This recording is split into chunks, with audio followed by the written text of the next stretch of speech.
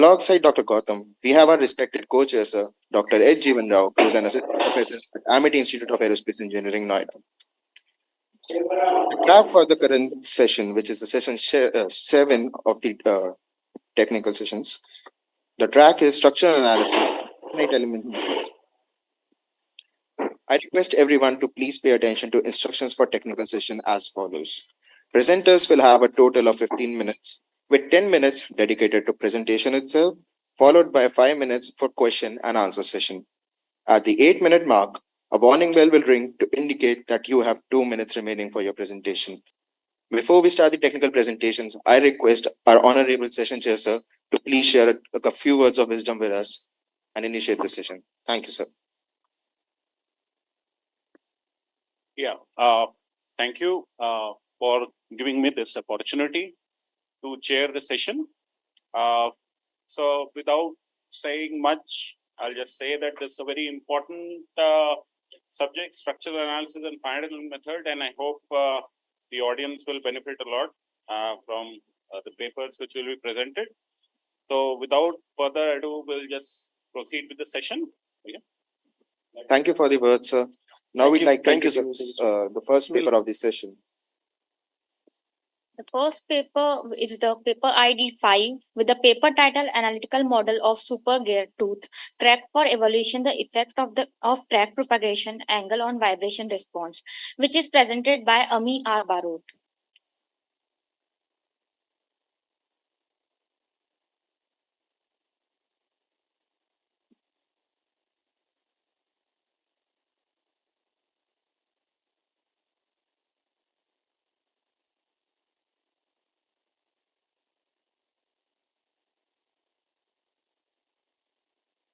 Hi, can you hear us?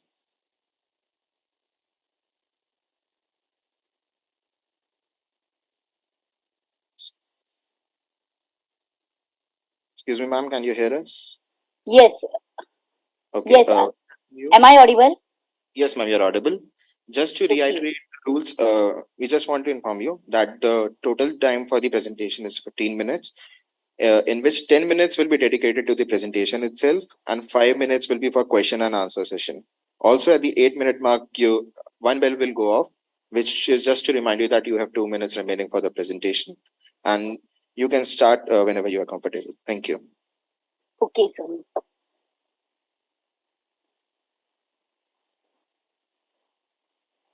Good morning, one and all. Am I audible? Yes, ma'am, you're audible. Okay. I am Ami Barot, research scholar at PVG COET and GKPW IOM Pune Center. Ma'am, will it be possible for you to do the full screen of the presentation? Yes. I have shared, I think it is in the full screen. Isn't it? Can you start the slideshow if possible? Yes. Right now, is it a slideshow? Ma'am, you have started the slideshow, but you haven't shared the slideshow on Zoom. You have to select the slideshow on Zoom share screen. Okay, just a minute. Huh?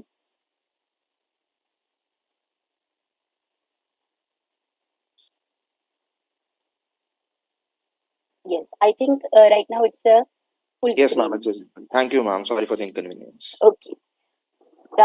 Good morning, one and all. I am Ami Barot, research scholar at PVG COET and GKPW IOM Pune Center. Today I am here to present a paper on the topic of analytical model of the spur gear tooth crack for evaluating the effect of crack propagation angle on the vibration response. Praveen Kulkarni is co-author and guide for the work. Contents of the presentation are abstract and introduction with mathematical model of vibration of spur gear pair in mesh, then the formulation of time-varying mesh stiffness equations for healthy gears and for the cracked tooth gears, then results and discussion with conclusion. Rotary component like gear is a very critical component. An unexpected failure of the gear may cause economical losses. For that reason, fault diagnosis of the gear has been the subject of intensive research. Vibration-based condition monitoring is adopted as a significant method for the fault diagnosis. The loading pattern for the spur gears in mesh is highly dynamic in nature and has impact on the vibration. The crack may initiate under the alternating load. The crack having many features like crack depth, crack length, initiation zone of the crack, and crack propagation angle. The presence of the crack on the gear tooth directly influences the mass stiffness of the gear. Objective is to investigate the effect of crack propagation angle on the TVMS of the spur gear tooth. For that, dynamic model is developed, and based on that, 8 degrees of freedom governing differential equations are formed that consisting time varying meshing force. After that, to solve that, one analytical code, MATLAB code is developed to solve this analytical equation, and from the result, it is established that TVMS is a good indicator for evaluating the vibration response of the meshing gear with change of crack propagation angle. Now, first mathematical model part. For the spur gear pair, a non-linear lateral torsional model of the spur gear pair with flexible gear support is developed. The model consists of two shafts and two gears on that shaft, which are connected with the prime mover and actuator. The model includes total 4 inertias, that is namely prime mover, pinion, shaft, pinion, gear, and actuator. The torsional compliance of the shaft and the transverse compliance of the bearing combined with those of the shaft are included in the mathematical model. Both bearing and shaft damping are also considered in this dynamic model. For the vibration model of the gears, the damping and stiffness forces of pinion and gear is considered along x and y axis, and the resultant is considered along the line of action, that is Km and Fm. Based on this, all the calculation, total 8 equations are developed. 4 on the inertia force and 4 on a lateral transmission of lateral moment of the gear. Now, in this equation, all the values are almost constant, but only the variable is this Fm, that is the meshing force. To calculate the meshing force, this equation is used. In that, Cm represents the meshing damping and Km represents the time varying meshing stiffness, and delta is the relative displacement. Delta can be found out by expressed as this equation, and differentiation will give you the velocity. Putting all the values in the final equation of the meshing force, the equation will be the last formation. But in that, Km is a very critical part because Km or the mesh stiffness will vary along the line of action when the two gears are in mesh. Now, for the Km, the gear tooth is considered as a cantilever beam, and for that, which having a variable cross section throughout the tooth from the base. According to the cantilever beam theory of the material mechanics, the TVMS equation is comprised and it is developed. It is basically made up of the 5 different parts or 5 different stresses we can see. In that, KH is a Hertzian stress. Then KF is the fillet foundation, that is at the root of the gear tooth, and KA, KB, and KS is the axial, bending, and shear stresses. In this, KH is a constant, and KA, KB, and KS can be developed based on the potential energy of the structure. That is, tooth is considered as a beam. So, on that base, all the equations are developed. This is the mesh stiffness for the healthy gear. But if the gear having a crack, this is the tooth of the one gear, and the crack is propagated at the root. The crack is the crack depth is C0, and it is throughout the length of the tooth. Now it is propagated in the particular direction of alpha C. Now the focus over here for the paper is what is the effect of this alpha C on the gear mesh stiffness. Now, if there is a crack in the gear tooth, then there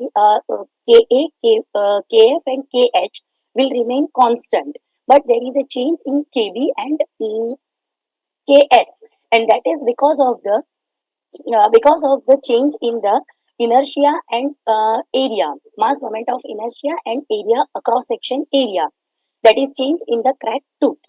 So these are the changes. Now, already the equations are developed for the KH and for all the 8 equation for the mathematical model.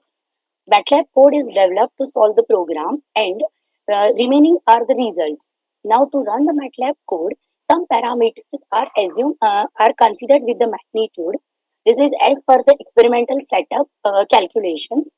So all are the input for the program. Initially, the investigation of the magnitude of the TVMS is done for the healthy gear. Now, when the healthy gear is considered, then in that case, this alpha C is 0. That is the crack propagation angle, means there is no crack in the gear and a gear tooth. And after that, the crack propagation angle is varied the different steps, and total 6 cases are considered for the study. Without crack and different crack angles, 90, 70, 50, 30 and 10. Now these are the results of the MATLAB code. Now this is for the healthy gear. X-axis represent the angle along the line of action, and Y-axis represent the time varying mass stiffness along the Y-axis. It is 10 raised to 6 Newton per meter. Now the first starting point represent the starting of the engagement. Then this is the middle of the engagement, and this is the end of the engagement for the gear. The values are varying as it is a continuous, there is a change in the profile, and there is a contact point is also moving from one point to another, or we can say from tooth to tip. Because of that, because of the kinematics of the gear, the values are changing.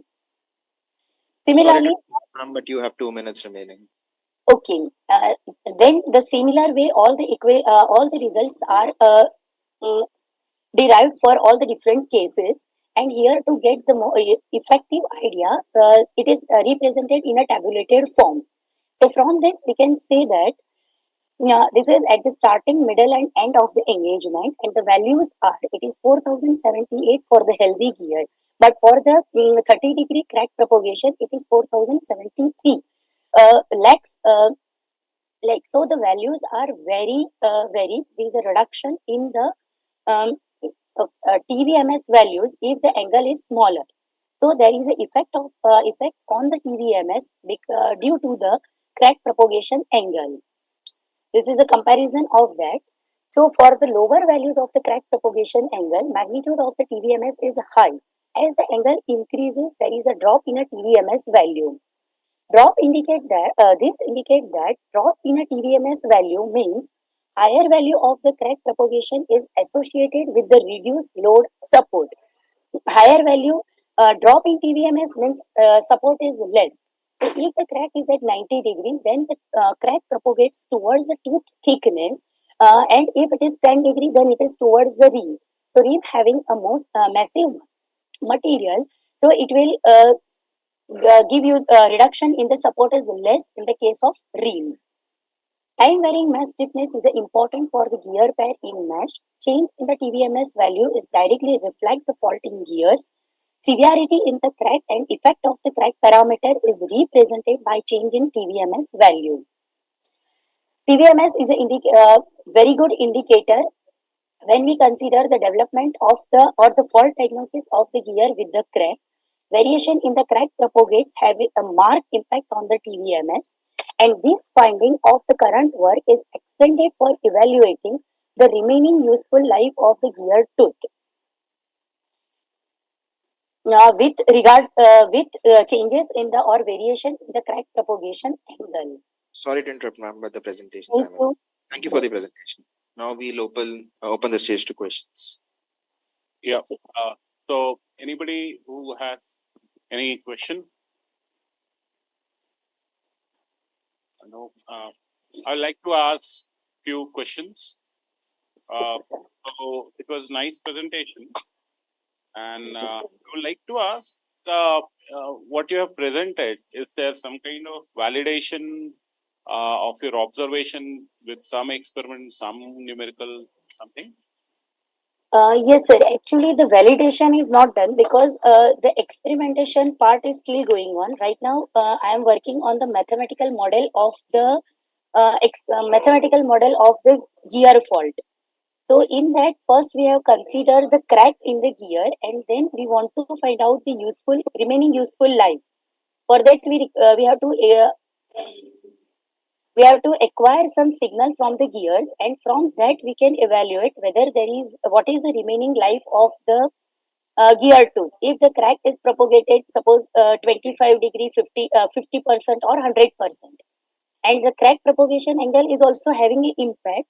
Actually, on this part, no one has worked. All have considered it as a constant value. So, just through the MATLAB code, I have tried to give the importance of the crack propagation angle. If the crack propagation angle varies, it will affect the useful remaining life of the gear tooth. Okay. So it is some part of my PhD work. Validation is remaining that we have to do in the next stage. Okay. Okay. And how does one last question? How does material of the gear come into the picture?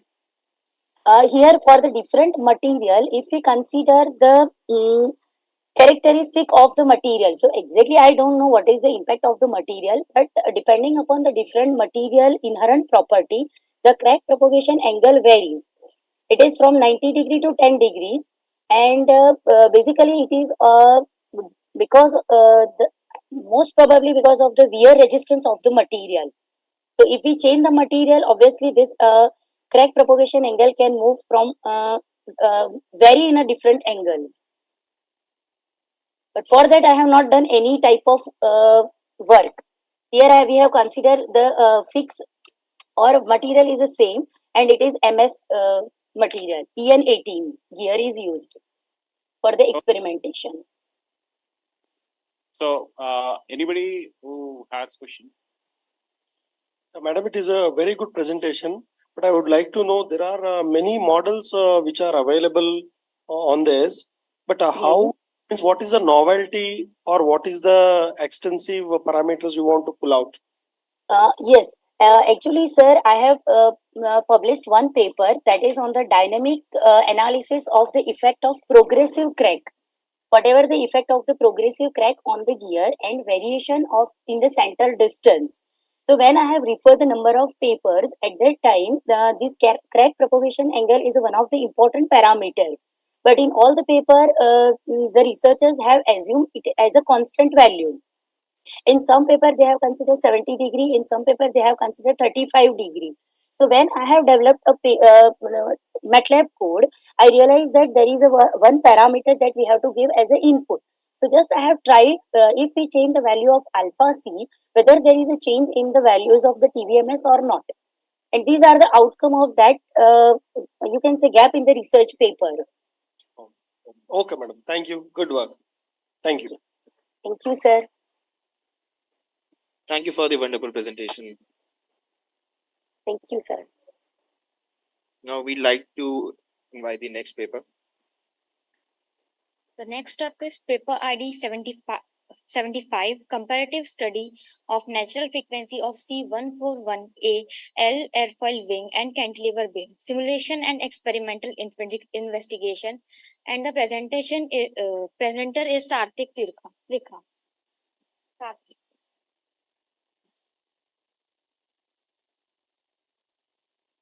So, yeah.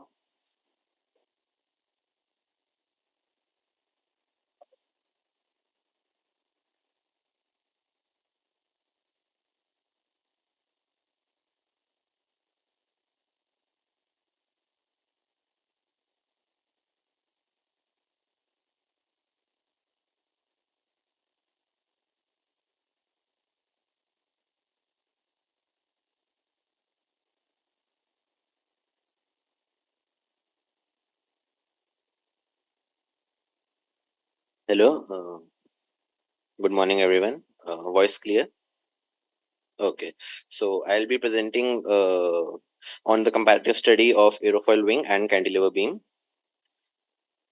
Basic outline, we'll discover introduction, vibrations and frequencies, and then what we found out mathematically, simulations and experimentally. Then we also did a material comparison between the same simulations, and then about the results.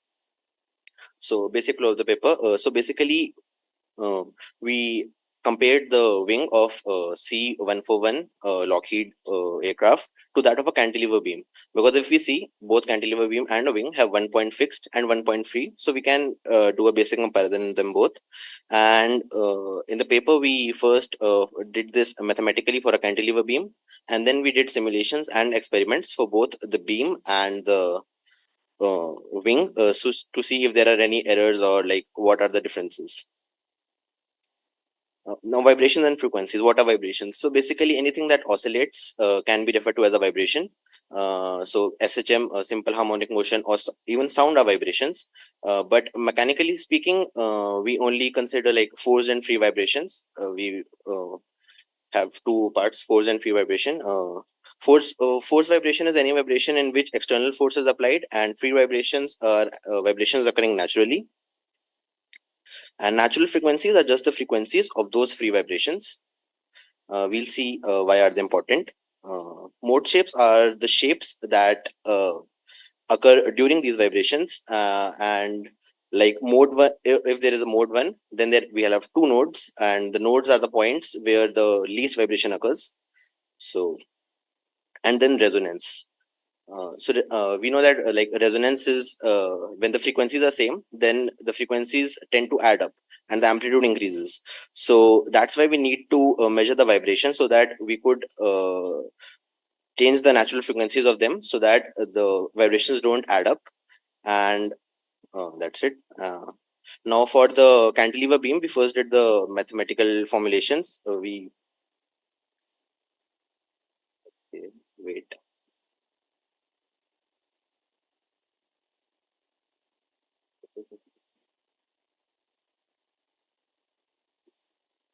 Next one.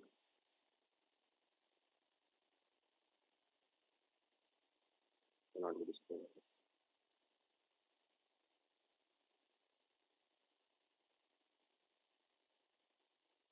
And then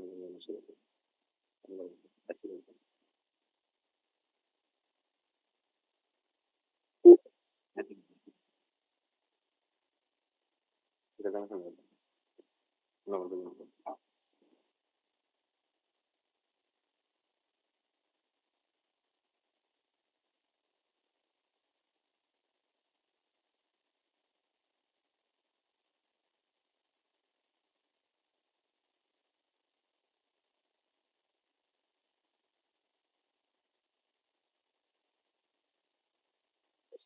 Yeah. Okay. So I guess there's some technical problem. So nothing. There were some basic mathematical formulas. So, anyways, you would have got bored in it. So if you want to refer, you can just see our paper. These are all mentioned there. So we just found out the basic differential equations, and then when we further calculated, we find out three formulas for mode 1, mode 2, and mode 3 of the cantilever beam. From that, we can find out natural frequencies of almost any material.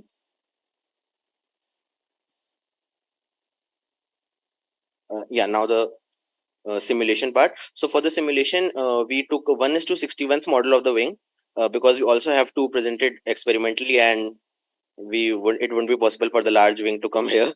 So we took a 1:61 model of the wing, and the material we took in the simulation as well was that of the PLA, so that the comparison would be easy. And we modeled the wing on Fusion 360, and the model analysis were done on ANSYS workbench. Now the experimental setup, we 3D printed the same wing in three parts, and then we just put it together, and we attached one end to a table so that it could be fixed, and then we used a stroboscope tachometer. So how that it works on the strobosonic effect, that if you flash a light of the same frequency, then it even the moving object tends to appear floaty or like straight, and then we can find out the natural frequencies of that. So we didn't have a digital tachometer in our labs because that was very costly, so we have to do it with an analog one. So in that, you have to like set different frequencies and then test if it's working or not.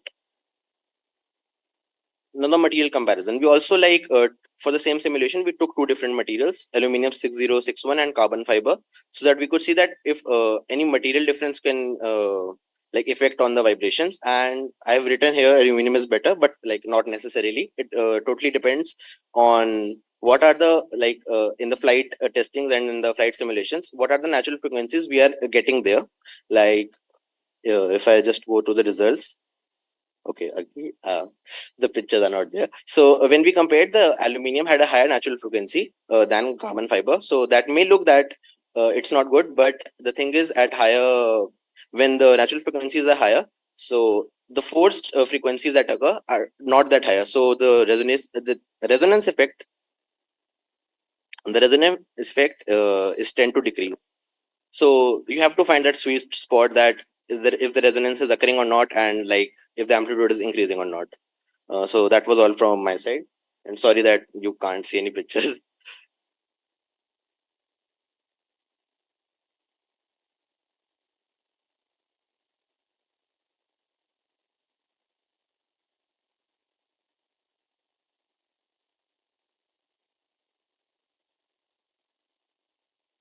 We'll check once again and see if we can access the presentation with the pictures and questions. If not, then we'll be open to questions. We just need a couple of minutes.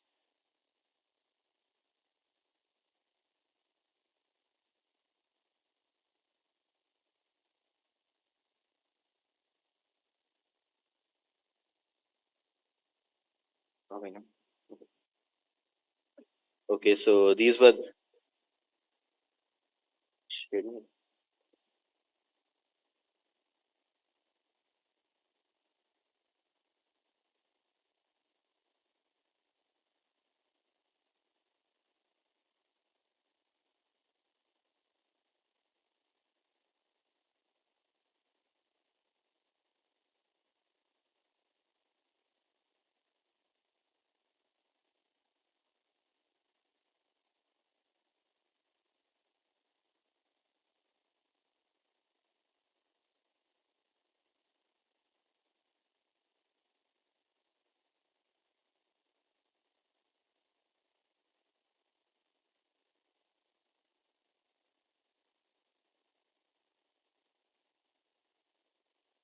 You can leave it. We'll go for a Q&A session. Okay, sure, sir. Yeah. So, so your thing is basically you have a wing Yeah, model 1/16th of the 161. 161. Yeah, 1 is to 61. 1 is to 61, and you did some numerical, some experimental work, Yeah, and then compared it with the simulation one. analytical Yeah. simulation or analytical. No, simulation. The analytical one was done on a noble cantilever beam, Okay. because And if we simulation was done. simulation was like Answers. answers, yes. Okay. So that was this numerical.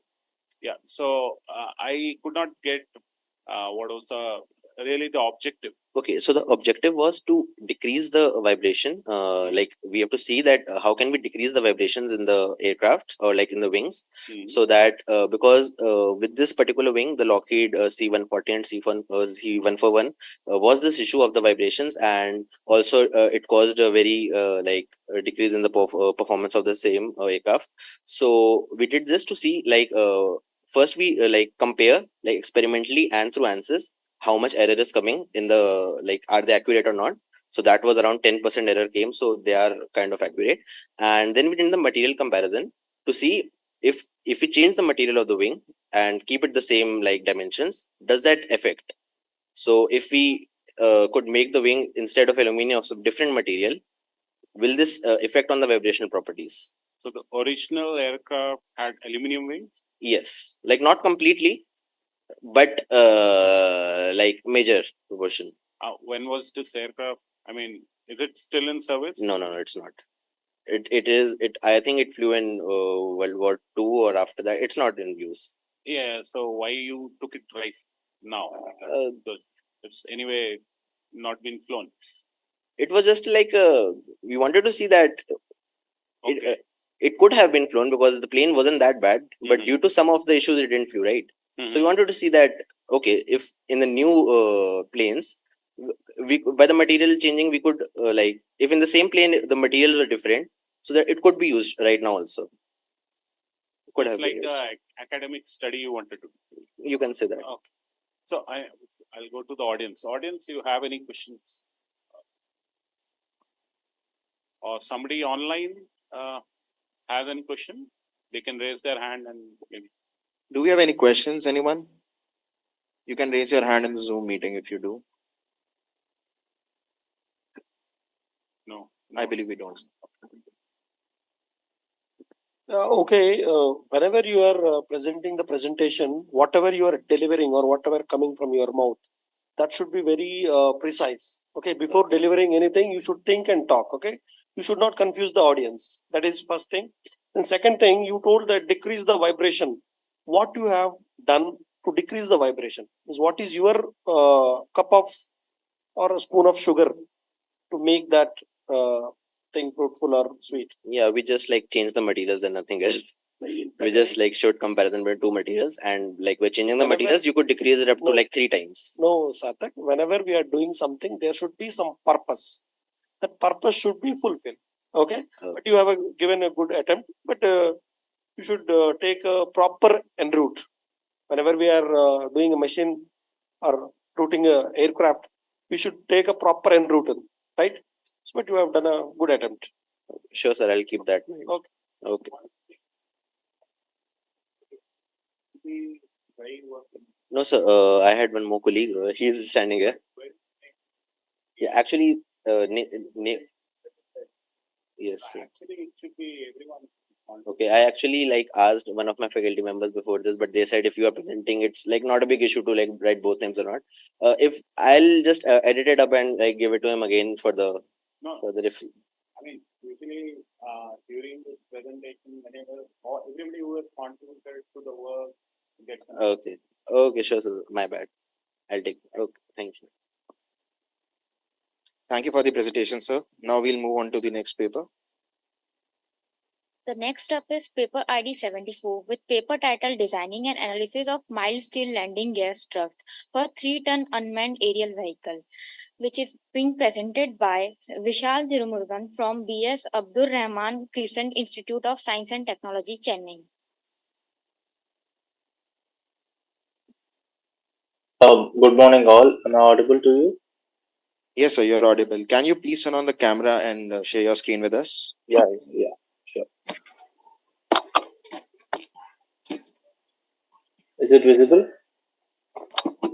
No, sir. Actually, we both are presenting myself, Vishal Thirumurugan, and Subramanian S.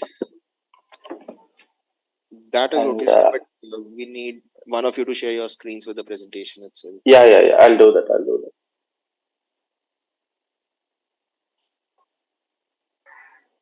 Is it visible? Yes, sir, it's visible. Can you please put it in the slideshow mode and full screen? Yeah. Okay. Thank you, sir. It's visible now, and you can start at your own comfort. Thank you. Hello, everyone. May I audible?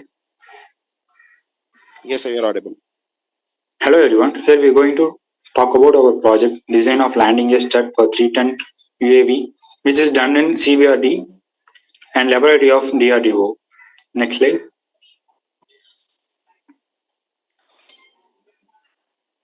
Next slide. The outline of this PPT presentation is introduction, objectives, and so on. Next slide.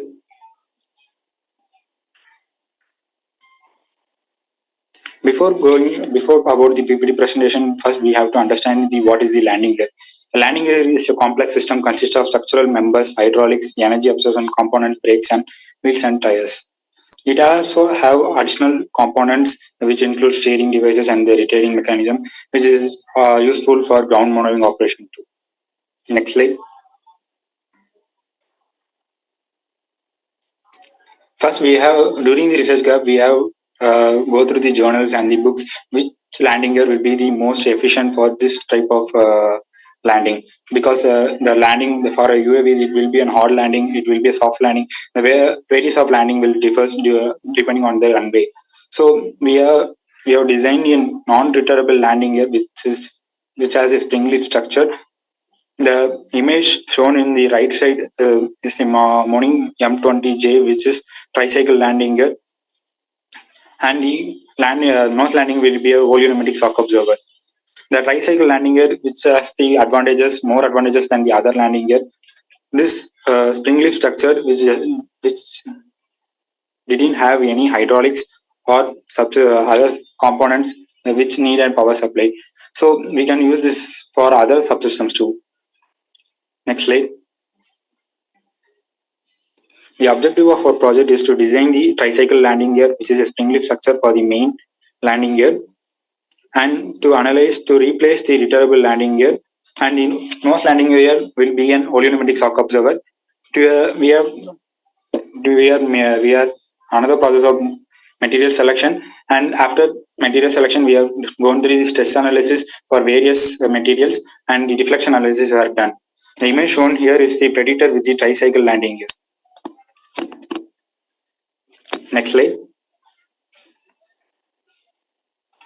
Here are the literature we have gone through for 3D modeling of the landing gear to understand the how to design the landing gear and what are the parameters we need to analyze while designing the landing gear. Next slide. And these are the numerical studies on the landing gear. While simulating the landing gear component in the Abacus software, we have to know what are the mesh condition and what are the other components we need to analyze. Next slide. The main objective of this is to understand the ground load calculation, because ground load calculation gives us the vertical velocity max and the drag value while the aircraft is landing on the runway. The parameters A refer to the distance between the nose landing gear and the CG point, and B refers to the CG point and the main landing gear, and C refers to the distance between the main landing gear and the nose landing gear. And WL will be the takeoff weight, and N is the load factor, and L by W is the lift by weight ratio, and VV is the sink velocity, and G will be the acceleration due to gravity. Next slide. We have calculated the vertical velocity max and the drag value for various landing point. It will be different by 2-point landing, 3-point landing, tail down landing, 1-point landing, and side down landing. After analyzing all the landing gear values, we have major which landing gear value is more impact on the landing gear. We have taken the 2-point landing, which has the velocity max, velocity of max of 3,324.525 kg, and the drag value will be 1,410.75 kg. Next slide.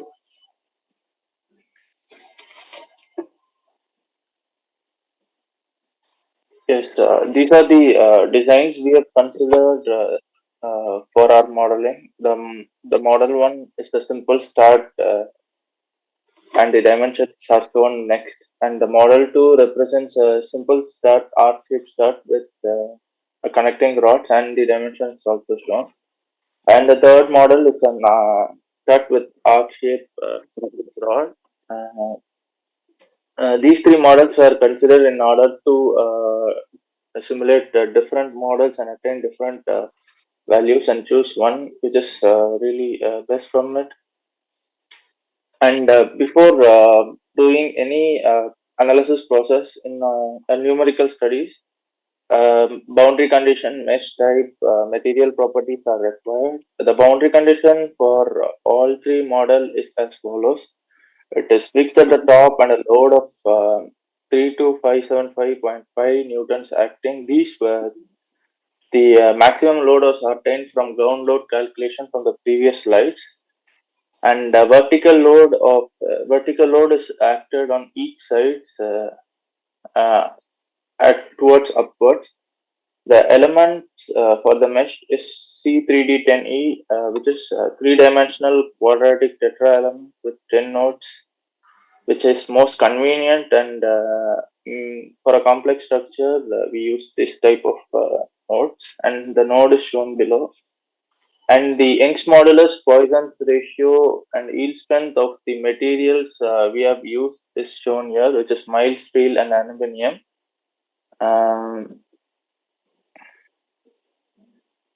Slide 12 shows the simulation of all three models in aluminum and mild steel. And as you can see, the maximum load is acting on the corners at the spot which is marked as red in color. And this slide shows the displacement we have acquired from all three simulations using aluminum as well as mild steel. And the red part represents the amount of displacement which is undergone during the stress applied upwards. And these are the comparison of all three models. The stress values are either high or it is very low. This means if it is very high, it may undergo structural damage. And the displacement profile is should be within 150 to 170 in order to withstand the shock during landing. And the model which we considered here is a Predator unmanned aerial vehicle, which has a ground clearance of 200 and it should be within the range, or else the anadrol tail wing of the landing gear may get affected or undergo any permanent deformation. And this is a comparison graph for the displacement profile we have done, and some models have shown us good results, but the stress profile is still not within the manageable range. And this is a summary of our project. Is to Sorry, aim. but you have just under 2 minutes left for the presentation. Yeah, okay. This is a summary of our project, and the main objective of it is to design and non-retractable landing gear because retractor mechanism can absorb energy coming from the energy produced, which can be redirected to increase the endurance, as the main purpose of these drones is to surveillance. And as the aluminum and mild steel materials doesn't satisfy our needs, or in this case the stress profile is very high, or else the displacement is not within the range, we are planning to further continue this research on our composite materials, which is not yet decided yet, and it's still on process. And this is the references and the journals which we consider for our project. Yeah, that's it. Thank you. Thank you for the presentation, sir. Now we'll open the stage to questions. Yeah.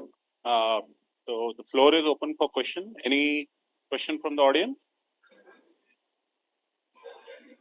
Anybody? Do we have any questions from anyone? You can raise your hand on the Zoom. I believe we do not, sir. Okay. So I have a couple of questions. So that's interesting work that you're doing. Okay. So one of my questions is on your finite element model. In slide 11, actually, you shown the finite element model, a glimpse of it. Yes, sir. There, you have taken that C3D10 element for structure which could very easily be discretized using brick kind of elements. Yes, sir. C3D8 or C3D20, whatever. So, yes. one question is why you would go for these kind of elements, and why you would go for higher order interpolation, like you have this mid-side node. I mean, you could have gone for this one, right? Simple 4-noded tetrahedral element. Yeah. Actually, these studs have what is it? Holes for connecting the tires, as well as holes to connect with the aircraft, and those parts is really tough to use these quadratic or tetrahedral element, 4-noded element, which you are saying. So for analysis in Abacus software, three-dimensional 10-noded elements were pretty easier and not time consuming, because we were about to run like 8 to 10, and each has like almost like 1 lakh elements or something, because it is finely meshed, and it at the corners, at the edges, it is finely meshed, and at the parts which the areas which we don't want to data from is closely meshed. So we went for this element. Yeah. So okay. Anyway, that's one point that like bring to your notice. Because when working with the Sandia National Lab, they used to refer that anybody using tetrahedral element is not serious about their finite element results. If you're serious Okay. about finite element result, you should basically go for, as far as Okay. possible, brick elements. So Okay. you can try actually at many positions. You can try 8-noded wherever you have hole. Obviously, you can structure your whole geometry and then do intelligent meshing so that the brick Yes, elements sir. can. One thing to point out on this slide also is your Young's modulus values, which are shown in MPAs. I think you have to mention that in GPA, right? I mean, steel does not need MPA; it has GPA, right? Okay. Okay, sir.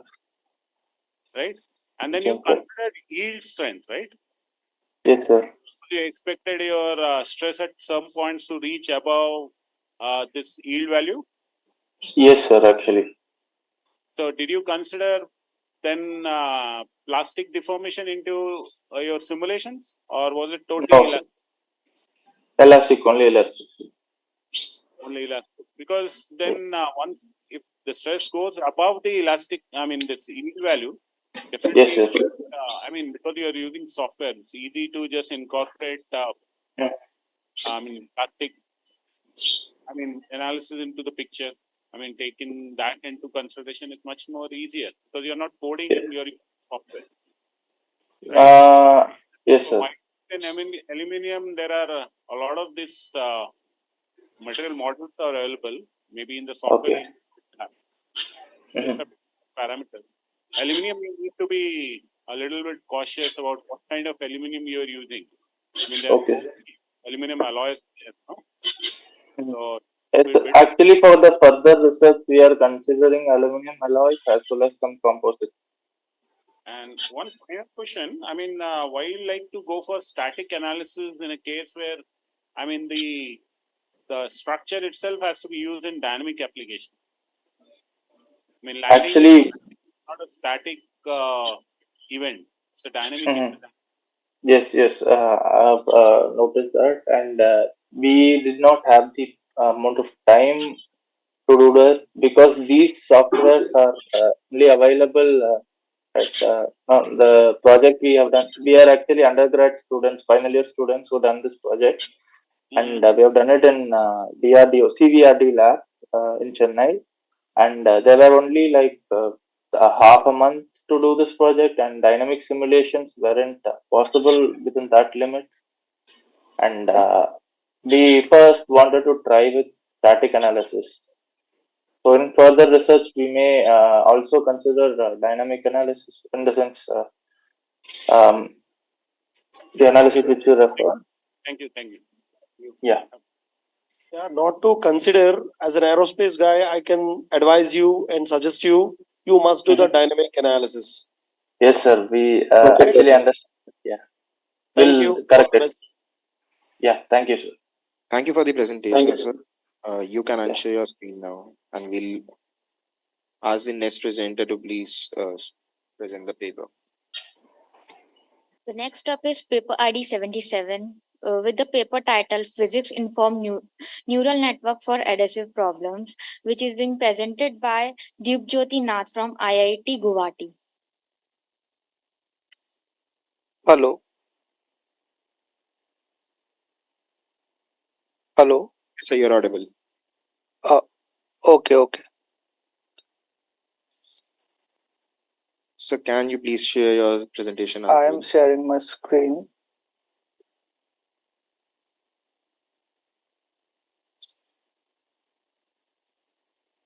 Okay.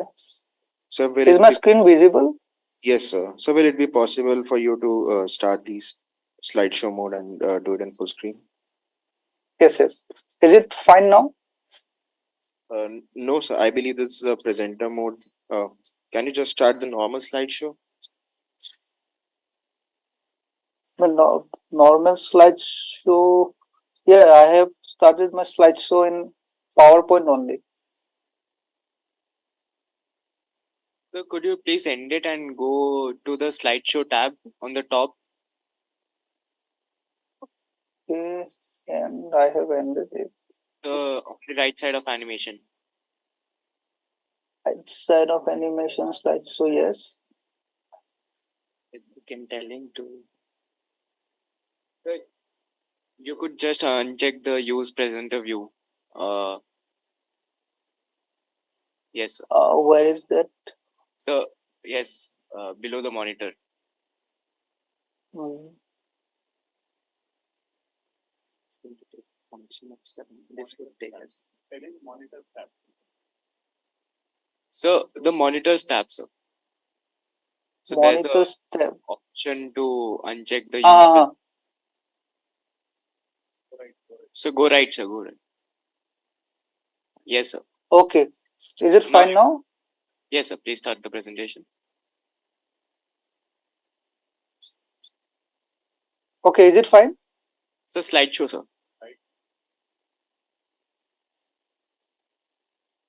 I have started slideshow. So you must be sharing the PowerPoint right now. Ah, Point, not the slideshow. On Zoom. So on Zoom, in your share screen, please share the ah. slideshow, not the PowerPoint. Okay, okay, okay, okay.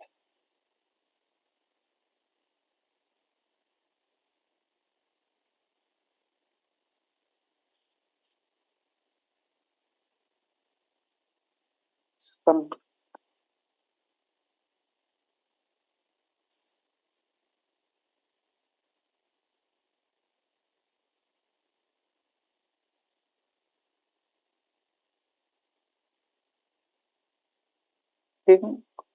Is anyone controlling this?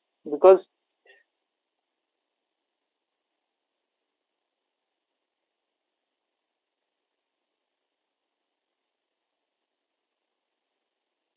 Sir, it's fine. You can just continue it like this.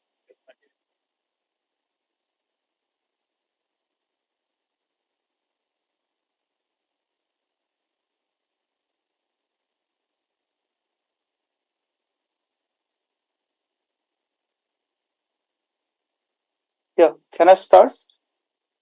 You can start, sir. But I cannot control this, right? So you have stopped sharing the screen. If possible, can you share it again?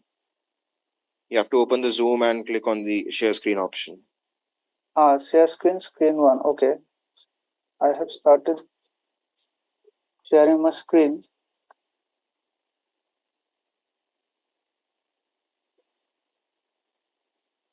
So can you So please is go it to full screen like presentation mode, the slideshow mode on the right hand side? Yes, sir. okay?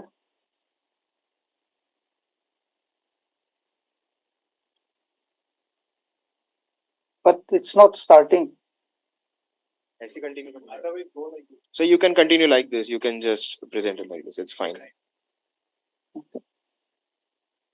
Yeah. Okay. Good morning, everyone. My name is Deepjyoti Nath. I am a research scholar in the Department of Mechanical Engineering of IIT Guwahati. And I welcome all of you to my presentation, which is titled as Physics Informed Neural Network for Adhesive Problems. So this work has been supervised under Dr. Sachin Singh Gautam. So here is the brief outline of my presentation.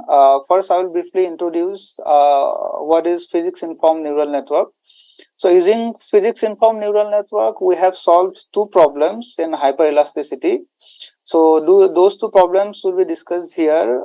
Then I will present the results that we obtained from the physics informed neural network model, and we have compared the results that obtained from physics informed neural network with the standard finite element method. Then finally, I will conclude my presentation followed by the relevant references. So, artificial neural network is a computational model which is inspired by the functioning of our human brain. So, it consists of basically some neurons which are interconnected. When some information is passed through the neurons, they through some activation functions they transform this information. So, in figure 1, we can see a basic architecture of an ANN or artificial neural network. The very first layer is called the input layer, where we give the input to the model. These inputs will pass through some further layers, which are called hidden layers, and finally we get the outputs at the output layer. Now, whatever output we get from the model and whatever the actual values are there, we compute the error between these two values, and we minimize this error using the gradient descent algorithm. And we through iterative process, we will update the parameters of the uh, ANN model until we get some satisfactory results. Now, physics informed neural network is a special type of neural network which is specifically designed to solve partial differential equation. This is a basic architecture of physics informed neural network. Like artificial neural network, here we will also have some inputs. These inputs will be spatial or temporal coordinates. So when these inputs are passed through the ANN model, it will give some output. Now, using these outputs are used to evaluate certain loss functions. So these loss functions can be from the partial differential equation. These loss functions can be from the boundary conditions, and these loss functions can be from the initial conditions as well. So finally, we combine these individual loss terms and we sum up to a total loss. Now, we minimize this total loss using gradient descent algorithm, just like artificial neural network. So, the basic characteristic of an ANN model and PINN model lies in the construction of a loss function. So in ANN, basically we use either mean square error if it is a regression type of problem, or we use cross entropy error if it is a classification type of problem. However, in PIN, the loss function basically varies depending on the problem and depending on the differential equation or governing equation. The loss function varies. Basically, the loss function varies, and we similarly, as we minimize the loss function in ANN, we will also minimize the loss function in PINN also using gradient descent algorithm. So using PINN, basically we have solved two problems. First problem is the hyperelastic plate under compression. We have considered a hyperelastic plate which is subjected to symmetric boundary condition. So this plate is compressed by giving the displacement in the negative y direction. So these are the material properties and the geometric parameters of the problem. So these sets of equation basically define these sets of equation are basically the governing equation of the model. So this first equation is basically derived from the balance of linear momentum equation. These are the boundary condition. This is the traction boundary condition. This is the displacement boundary condition. So using these three terms, we compute the total loss function. This first term is loss function, which will come from the partial differential equation, and these two terms will come from the boundary condition. And we minimize this loss function using the PINN, and we get the solution from the PINN as UNN. The second problem that we solved is a hyperelastic plate under compression with adhesive boundary condition. Now we have a plate. Similarly, we have given a displacement in the negative y direction. Now here we have two bodies. One is rigid body. The plate is compressed under this rigid body. Now when this plate comes in contact with the rigid body, due to van der Waals addition force, due to van der Waals forces, some these some traction forces are developed, adhesive traction. So this traction force is given by this equation. Now we will use in this problem this traction force to in the PINN model to solve this problem. So here are the results of the problems that we have solved. This is the first result of the hyperelastic plane under compression. So this the left figure 5a shows the results that we obtained from the finite element solution. This is a y displacement contour plot. It is obtained using a mesh of 32 by 32 elements in both the direction, and this is the solution for obtained from the physics informed neural network. So if we compare the results of the both the cases, if we compare the results with the relative error, so in the x displacement we are getting the maximum error of only 0.3%. Similarly, in the y displacement we are getting a maximum error of 0.32%. In the next problem, that is when we consider the adhesive contact, similarly we have compared the pin solution with the finite element solution with the same 32 by 32 element mesh, and here also we are comparing the displacement in y direction only. So here also we are getting the maximum relative error in the x displacement as 6.23%. This is relatively higher as compared to the result that we obtain from the displacement for y direction, which is low as 0.5% only.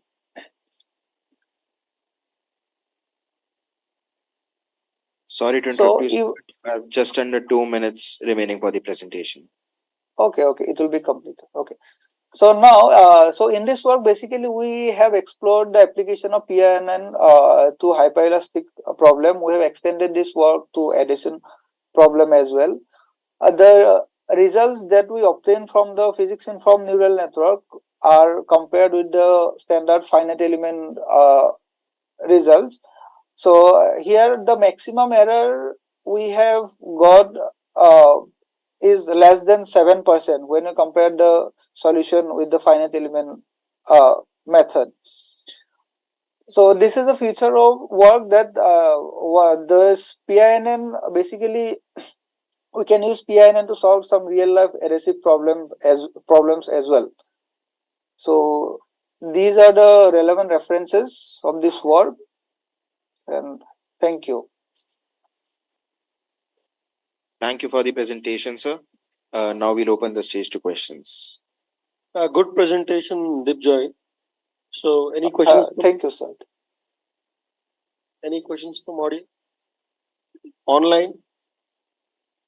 So, I would like to ask you one question. So, yes, sir. If we are changing a material type, so what is the prediction? Means what is the error rate expected? Sir, error, we have considered only one specific type of material here. So if you are changing material, so this model will be worked? Sir, actually it should work. It should work. Okay. So have you validated this model? Yes, sir. We have validated this model with standard finite element results that we have shown here. Same parameter, same material model. I used to solve this finite element solution, and we compared those results with the PINN. Here are the comparison. So we are only getting 0.3% to nearly 0.3% error when you compare with the finite element solution here. Okay. Very nice. Thank you. Okay, thank you. Thank you for the presentation, sir. You can stop sharing your screen now. Okay, thank you. So the next step is paper ID 80 with the paper title Prediction and Experimental Validation of Burst Pressure of a Gimbal Balloon in a Cryogenic Stage of a Launch Vehicle. which is being presented by Vasudevan R. from Liquid Propulsion System Center, ISRO. Hello, am I audible? Yes, sir, you're audible. Uh, So can uh, you share your screen? yes, is the screen visible?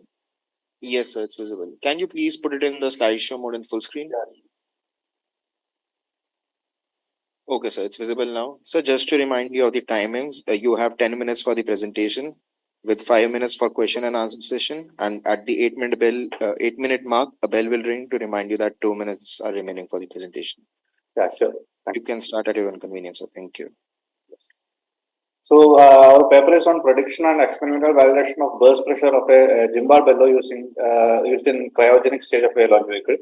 I am Unikrishnan Kaya, the first author of the paper.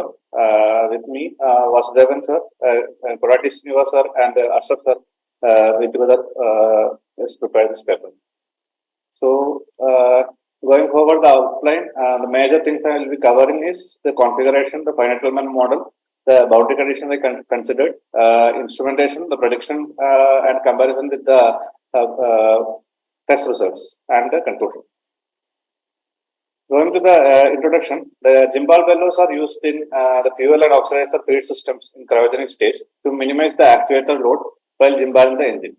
So ideally, this is the launch vehicle used by ISRO, and this is the cryogenic stage. This is the third stage of the this launch vehicle, and this is the cryogenic engine, in which we have highlighted the oxidizer line and the fluid lines, in which you can see the three gimbal bellows, these three connected in the each line. So ideally, this introduces the flexibility to this line, so that when the engine is gimbaled, it won't that load from this engine won't be transferred to the fluid lines, and that flexibility will be provided by this gimbal bellows. Coming to the configuration, gimbal bellow is basically a universal joint with two gimbal bodies and one gimbal ring, as shown in my images.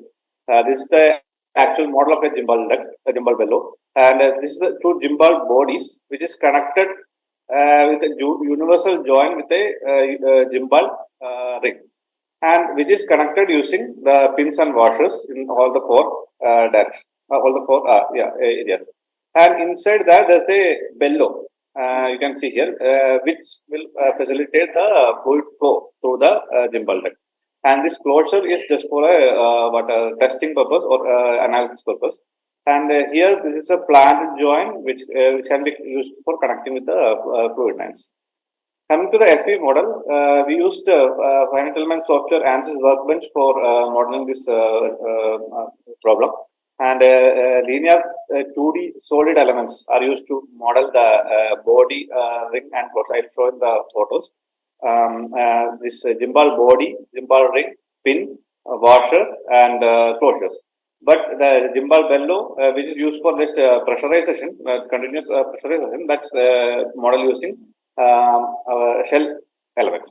And number of elements is approximately 84,000, and a number of nodes 80,000. Coming to the loads and boundary conditions, again I'll go to the images. This is the here in the bottom of this one. I will fix the in all the three direction in the closure, and inside all the components will apply the internal pressure, and it will be increased till burst or failure. Coming to mechanical properties. This gimbal body, gimbal ring, and closure. It's made using SS321 material. The pin is used by A286 material as a steel, and the washer aluminum nickel bronze, whose properties are given in this slide. As you can see, the yield strength of the SS321 is 290. That's the important thing here, and the ultimate is 540. And the failure criteria which we considered while doing the analysis is the pressure at which the deformation increases asymptotically, as well as the problem execution fails to converge to the zero stiffness of the structure. So basically, that's where the simulation fails to converge and stops the analysis. Considering this criteria, our burst pressure, which is predicted for the gimbal bellow from the FE analysis, is 7.46 MPa. And the region where this gimbal bellow failed using this pressure test is at the legs, two legs. Actually, there are 4 legs for this, and the watermark model is the whole gimbal bellow highlighting the legs. This will be coming inside the gimbal ring and be connected to both. It's a part of gimbal body and it will be connected to gimbal ring using the pins, as I mentioned earlier. And this is the image, similar to the previous animation. This is the final image at the point of the braking, in which you can see this.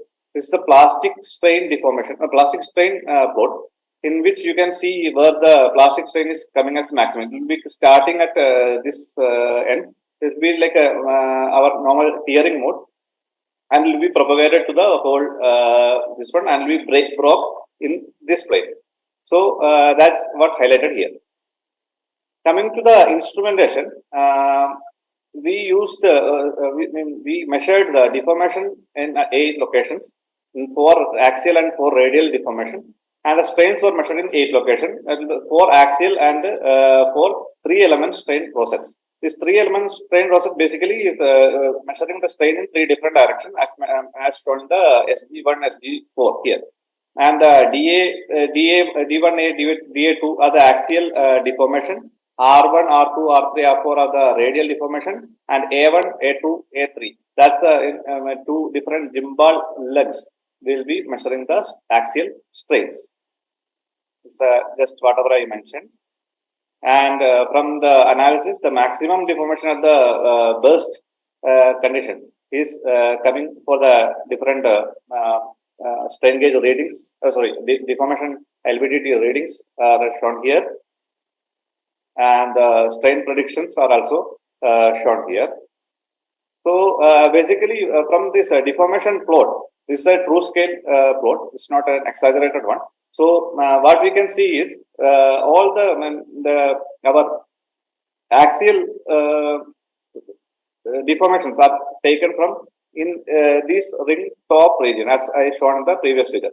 So you can see that 2 of the axial strain, axial deformation gauges will increase very high, and the other 2, which is connected to the fixed gimbal body, will be having a smaller deformation reading.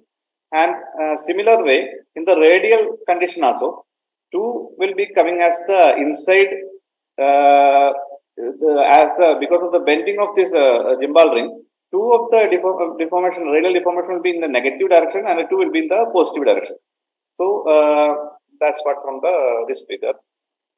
And while we and for the strain readings, the strain 3 elements process are placed in the middle of these 2 pins of all the 4 places, and axial strains are in the legs. So basically, from the observation and what we can logically assess, all the 4 strain, axial strain, and all the 4 3-element process are giving the similar readings. Sorry to interrupt, sir, but you have just under 2 minutes remaining for the presentation. This is the test setup, which is setting up on our lab. You can see the LVDT and the strain gauge. And from the test results, the maximum burst pressure, which the gimbal bellow can carry, is 7.89 MPa, from which it's bursted, and which is compared to our predicted value of 7.46, and it occurred at the legs as predicted. And this is the bursted test gimbal bellow after the burst test. The failure location is highlighted here, and the variation of axial deformation, which is compared with the prediction. Variation of the this is the other one, but here at the deformation is very less, like 0.1 mm, which we cannot capture till 2.25. And here the radial deformation compared with the prediction, radial deformation in the other 2 legs compared to prediction, the axial strains compared to prediction, and the 3-element process compared to the prediction. And from this, what we are done is the model the gimbal value using final analysis and predicted the burst pressure. And from burst pressure prediction was compared to the test results, and which was closely comparing, and the acceleration, the strains and the deformation values are also matching very well. From which we can conclude that the FE modeling and analysis strategy adopted here is robust and accurate enough to capture the complex behavior of the gimbal bellow, its contacts and all, and under the internal pressure undergoing very large deformation. And thus the gimbal bellow mechanical design can also be adequate for bearing the loads in the flight. Thank you. Thank you for the presentation, sir. Now we'll open the stage to chair comments and question and answer session. The floor is open for questions. Audience, any questions from anyone or online? Are there any questions from anyone in the Zoom session? You can raise your hand. So if there are no questions, so I'll have a couple of quick questions. One thing, did you take contact interactions where the pins, one of the figures you showed initially in the initial part of the slide, there was this pins which were going in. So did you take the contact interactions of the pins with the structure?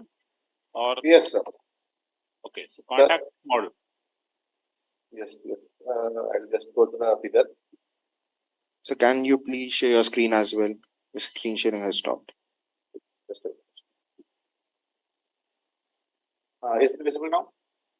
Yes. Yeah. Sir. So you have this pins which are 4 in numbers you have written. Yes.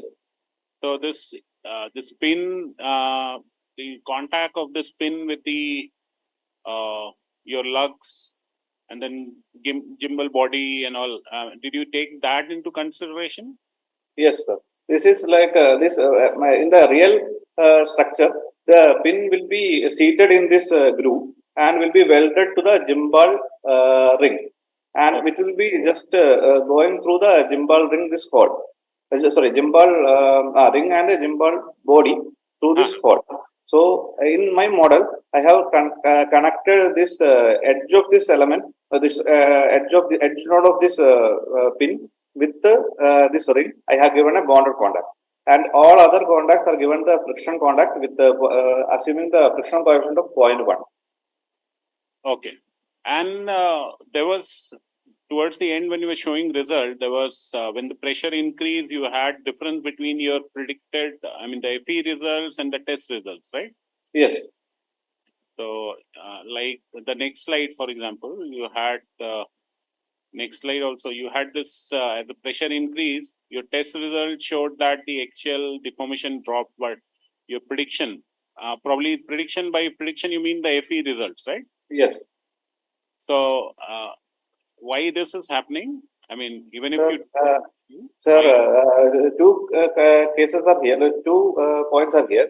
One thing is the LVDT readings, what we can get is only up to the, like as you can mention, the burst is at 7.5 MPa, but we go up to 2.25 only because of this, that's the ultimate rating of this gimbal valve. So that, and after that, it won't be, that instrumentalization is not possible to keep. And the second thing is, this is the readings what we observe from the, which is, this strain gauge is to the fixed location of the gimbal body. So as you can see, this gimbal body won't be deformed much, but this will be deformed more. So as you can see from the scale is like 0.1 mm only, and also up to 2.25 MPa only. So because of that, our because of this smaller value of this axial deformation, we may not be able to capture it.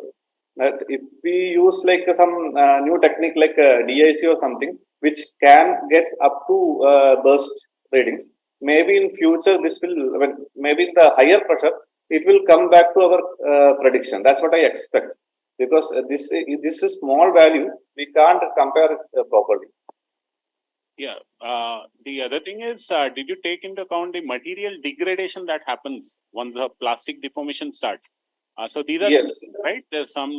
This is some kind of degradation in the sense only and this, multilinear kinematic hardening properties were used, but degrading level.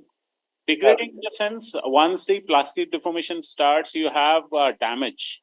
Inherently, the pores, I mean, every metal will have some kind of impurity, the pores will be formed, internal damages will happen, because of which the material properties, Young's modulus, they themselves start to decrease. The effective load bearing capacity of the material start decreasing. Okay, that we haven't considered. Okay. Because this other non-destructive testing, or you are mentioning like inside some damages, that kind of things are not considered. Yeah, because there are couple damage plasticity models. I mean, is this an Abacus or ANSYS? ANSYS. Yeah, I mean, in this already available, maybe material parameters have to be set. For that, uniaxial test can be done, and then, butterfly specimens can be made, and you can do this. Find out those parameters. Maybe then the simulation results will go more accurately towards the predicted. That's what I guess. Anyway, yes, sir. We'll look into that. Good work. I'll hand over to the co-chair for some question. So really, my question means whatever the doubt raised in my mind that is asked by sir. So the interaction between the lug and the pin. So yes. There means if it is the same material, so then which one is deforming or which one is showing impact on which? There is inside the internal lug is there. So this pin yes. is entering in through that hole, and which is holding it. So when the contraction and extraction which is happening, so which one is dominating? Means whether this pin will have a higher strength than that of the this body. So this force flow will be from this when we apply a load, it will come through this gimbal leg, which will transfer to the gimbal pin to the ring, and this ring will be the weakest one. So the ring will be bending, as we can see in the deformation diagram, and it will pass to the other leg through the base gimbal body. So basically, but our weakest thing will be like in the leg, in which in that other plot we can see that tearing mode is happening. This pin will come here. This pin through here we can assume the contact 60% of contact, and when we apply the load, this tearing mode will happen.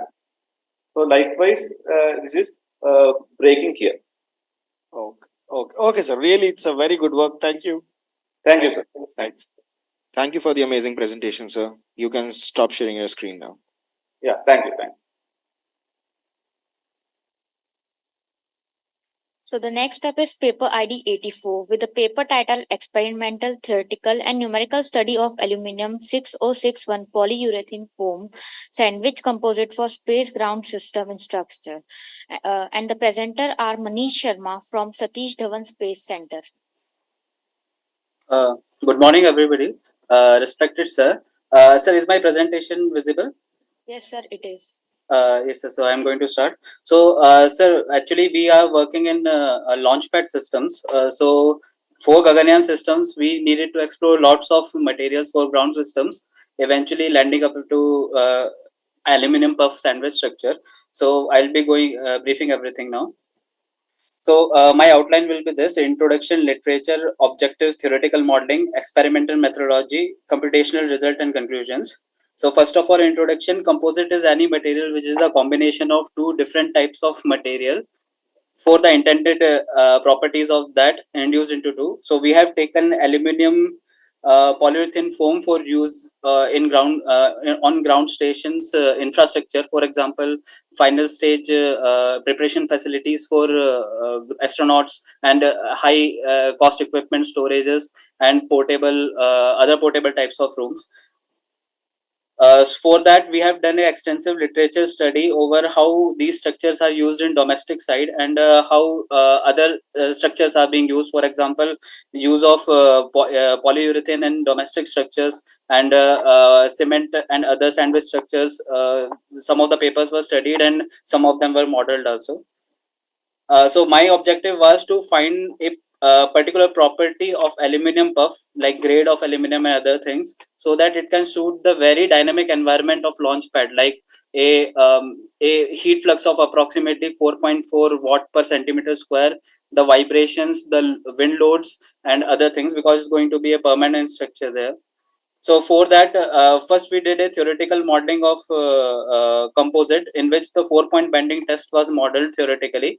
4-point bending test is considered one of the most efficient tests, because it gives us the stiffness plus shear rigidity plus the compressive strength of the material. Moreover, lots of structures are going through bending, more of bending side. So we considered this test as one of the most important. These are some of the formulas which we have taken from ASTM codes and modeled it, sir.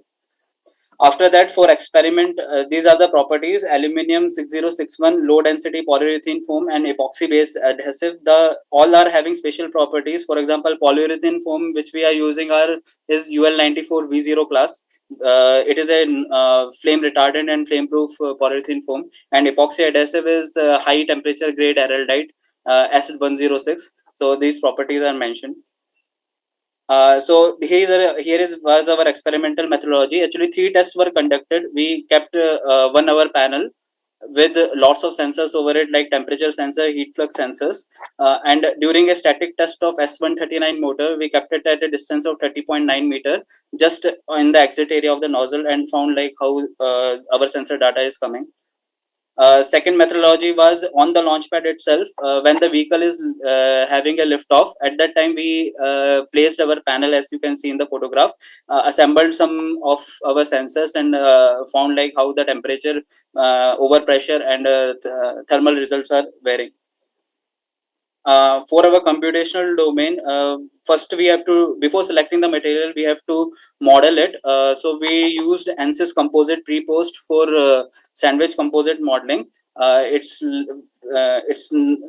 we combined it with coupled it with structural and static and transient both, to get our material predicted properties. Then we tested the model and qualified it, sir. So first, in ANSYS composite pre-post, we have to select a surface over which we have to give multiple layers. For example, aluminum of 1.2 mm thickness, then 32.4 mm thickness of low density polyurethane rigid foam, then again aluminum thickness with their directional properties. And this material modeling software will give you how the material is going to react in different situations. So after that, we coupled it with a transient structural simulation in which 4-point bending was simulated. We can see that in the diagram that 4 rollers are present. One computational domain about thermal test was also done, in which we modeled the exact panel which was kept on launchpad and during our S139 testing, and we compared the result for both of them. The comparison I will be showing next. So, sir, this is the load versus deflection data for theoretical modeling, computational, and experimental modeling. Here, in between the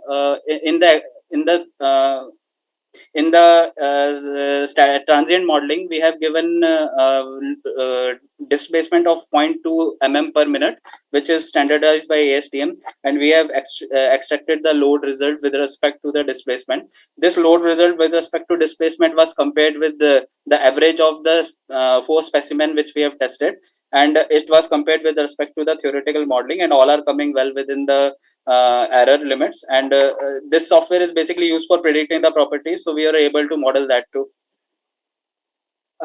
For mechanical properties, what we found was that core shear was approximately 0.2 megapascal, which was found from experimental data. Cover layer flexural strength was 14.87 megapascal. Modulus of elasticity predicted by theoretical was 0.551 gigapascals. Experimental we found out to be 0.53, and numerical data we found out to be 0.553. So they are very well within the limits. So here are the ways in which we are depicting the results. So our there is one specific standard for using plastics and composites over NASA code. So for our priority was to make a clean room on the tip of a launch pad. So approximately factor of safety 5 was recommended by NASA. So we took it as our failure criteria. If it is crossing 5, that means the material has actually failed, and it was actually predicted by TISA Hill, TISA Wu failure criteria too. The roller and the aluminum surface are having frictional contact of friction coefficient 0.2. So it was exact replica of what is the testing environment. Here are the failure criteria. As you can see, the things which are marked with TW failed with TISA Wu failure. In extreme cases, we have found delamination and phase shift crimpling also. This is the for thermal results. As we told that we exposed it to 110 seconds of solid motor burning. So up to from 0 to 40 seconds, we got approximately a constant increase in temperature. After that, decomposition of araldite and polyurethane foam started, which resulted in a straight line, which you can see from 30 degrees centigrade to 60 degrees centigrade. After that, overall disintegration of panel started. So this constant line is because of our melting down and burning of and degradation of our epoxy phase. We have modeled this also in our CFD analysis, and the experimental and CFD analysis data was coming well within the limits. Other type of results were when during the lift-off condition, the top graph shows actual lift-off data, and the bottom graph shows computational data.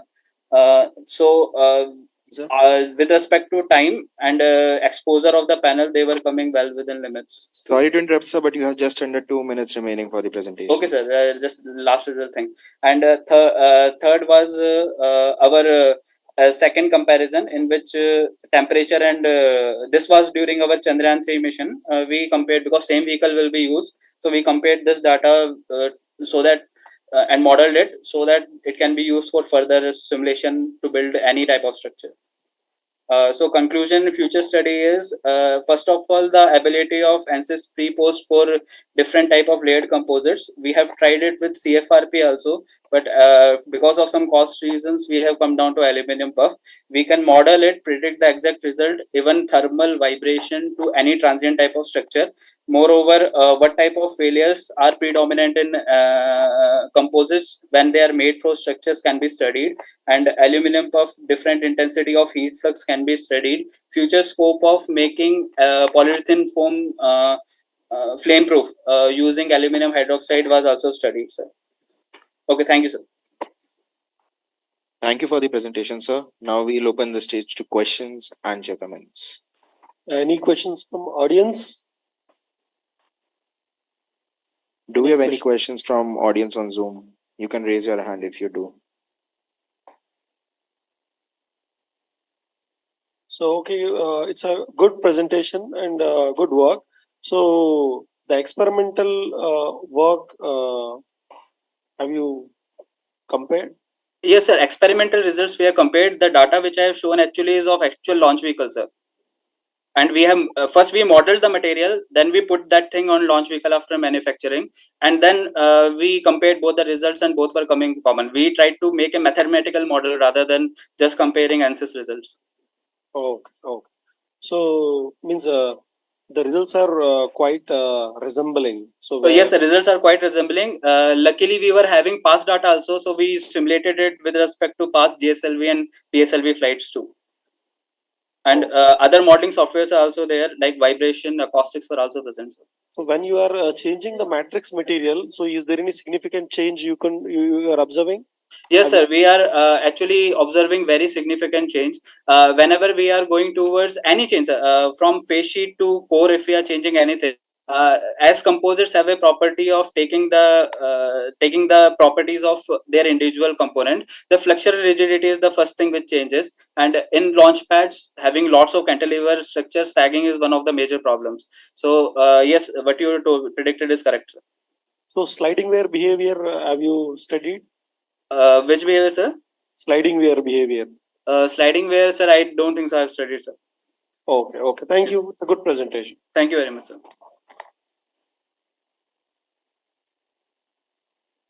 Thank you, sir. You can turn off your camera now. And now we'll be taking a 10-minute break and continue the presentations post that.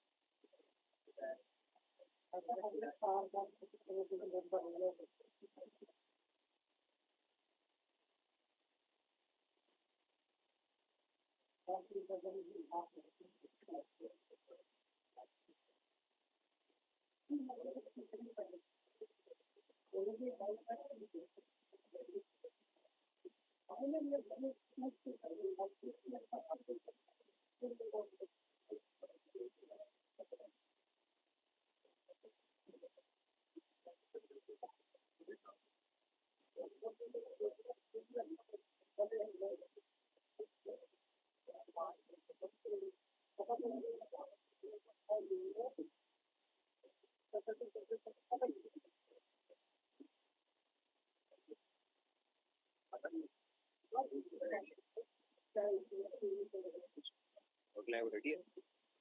Presentation.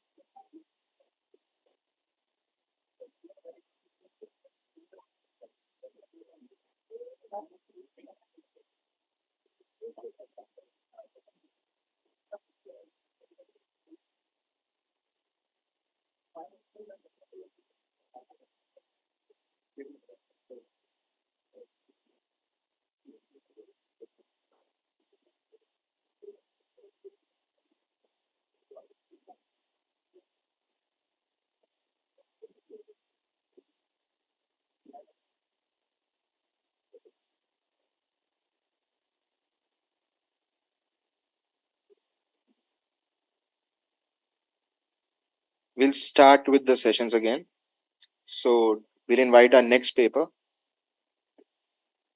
The next up is paper ID 115 with the paper title Linear Thermal Bending Analysis of Functionally Graded Square Plate Under Different Boundary Conditions and Geometric Effects.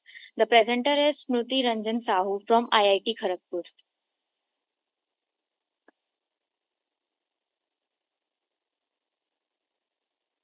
So can you hear us?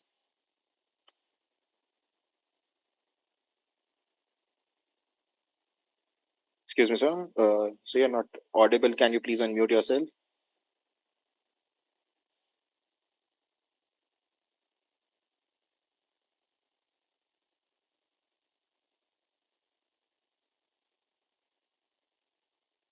So you're muted on the Zoom meeting. So you have Hello, to. am I audible? Yes, sir. You're audible now. Sir, if possible, can you also please turn on your camera, and if you're comfortable with it? Okay. Hello. Sir, am I audible? Yes, you are audible. Okay. So you're not visible on your camera. Okay, you're visible now, sir. You can start with your presentation whenever you are comfortable. Okay, sir. Good afternoon, everyone. I am Smritiranjan Chau. I am going to present on linear thermal bending analysis of functional graded square plate under different boundary conditions and geometric effects. My co-authors are Surendra Verma, Babu Ranjan Thakur, and Professor Ben Singh. So, coming to my outlines, so I'll discuss about the introduction. In introduction, we'll discuss about the FGM materials and its applications. Then we'll discuss about the mathematical formulations, then the validation and numerical results. Then we'll discuss about the conclusion and references. Coming to the introduction part, in recent years, the spectacular changes in the technology has made it possible for the development of advanced structural material such as composites. As we know, the composites are the composition of two or more materials which are combined microscopically to form a new kind of material which is more superior than the individual materials. So these composite materials have excellent strength to weight ratio and the stiffness to weight ratio. Due to its high advantages, the composite materials are nowadays highly used in different applications like in aerospace structures, in aeronautical structures, in mechanical structures, and in all the fields. But the composite materials has certain limitations when it comes to the thermal environment. Like under high temperature environment, it is incapable to withstand the high temperature. Even in under high thermal loading conditions, the delamination and debuckling may occur. It also so less if impact on when it undercomes the impact loading. Also, due to the difference in their coefficient of thermal expansion in the fiber and matrix, it introduced high internal stresses in the composite materials. So it has little bit limitations. To overcome all these limitations, our scientist community developed a new kind of material which is called as functional graded material, that is FGM. So FGM is a inhomogeneous material with varying properties over the dimensions. These materials are composed of two or more phases with a continuously varying composition distribution in the preferred direction. And this variation of the properties is governed mainly by the material index, or is called as power index. Now, they are usually made of the mixture of ceramic and metals to attain the significant requirement of the material properties. The ceramic part always gives the good thermal and corrosion resistance, and the metallic part always gives a superior fracture toughness to this functional grade material. So, according to our needed, we can arrange different type of functional grade materials for our use. We can use it in the thermal barrier or rocket nozzles and many edges. Not only in aerospace or mechanical area, it is also used in different medical area or for both, just like bone and other things. So it has a highly used in all the sectors. Coming to the mathematical formulation, the figure 1 shows a schematic diagram of functional graded plate in XYZ coordinate system. Equation 1 shows the displacement field model which is utilized for this bending analysis, where UVW and U0V0W are the midplane displacements in XYZ directions, and f of z is the shear strength function, and theta x theta y are the shear deformation in the midplane section. Here the f of z used is this one z minus 4 zq by 3s square. So as you can say in this displacement equation, it is a five variable with 5 degree of freedom, but which needs C1 continuity. But we can say for analytical solution like Navier solution, C1 continuity is good.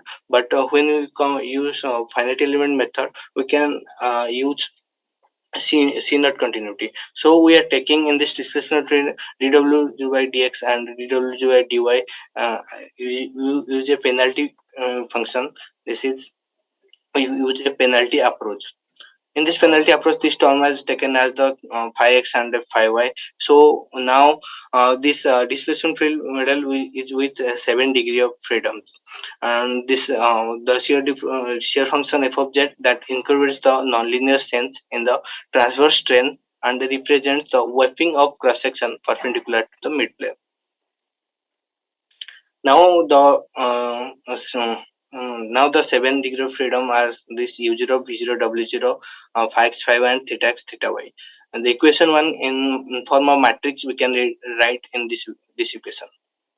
Coming to the constitutional relationship, there is the stress strain relationship. It is represented with this equation, where this is a stress vector, this is the strain vector, this is the thermal expansion coefficients, this is the constant temperature difference del T, and this is the material matrix.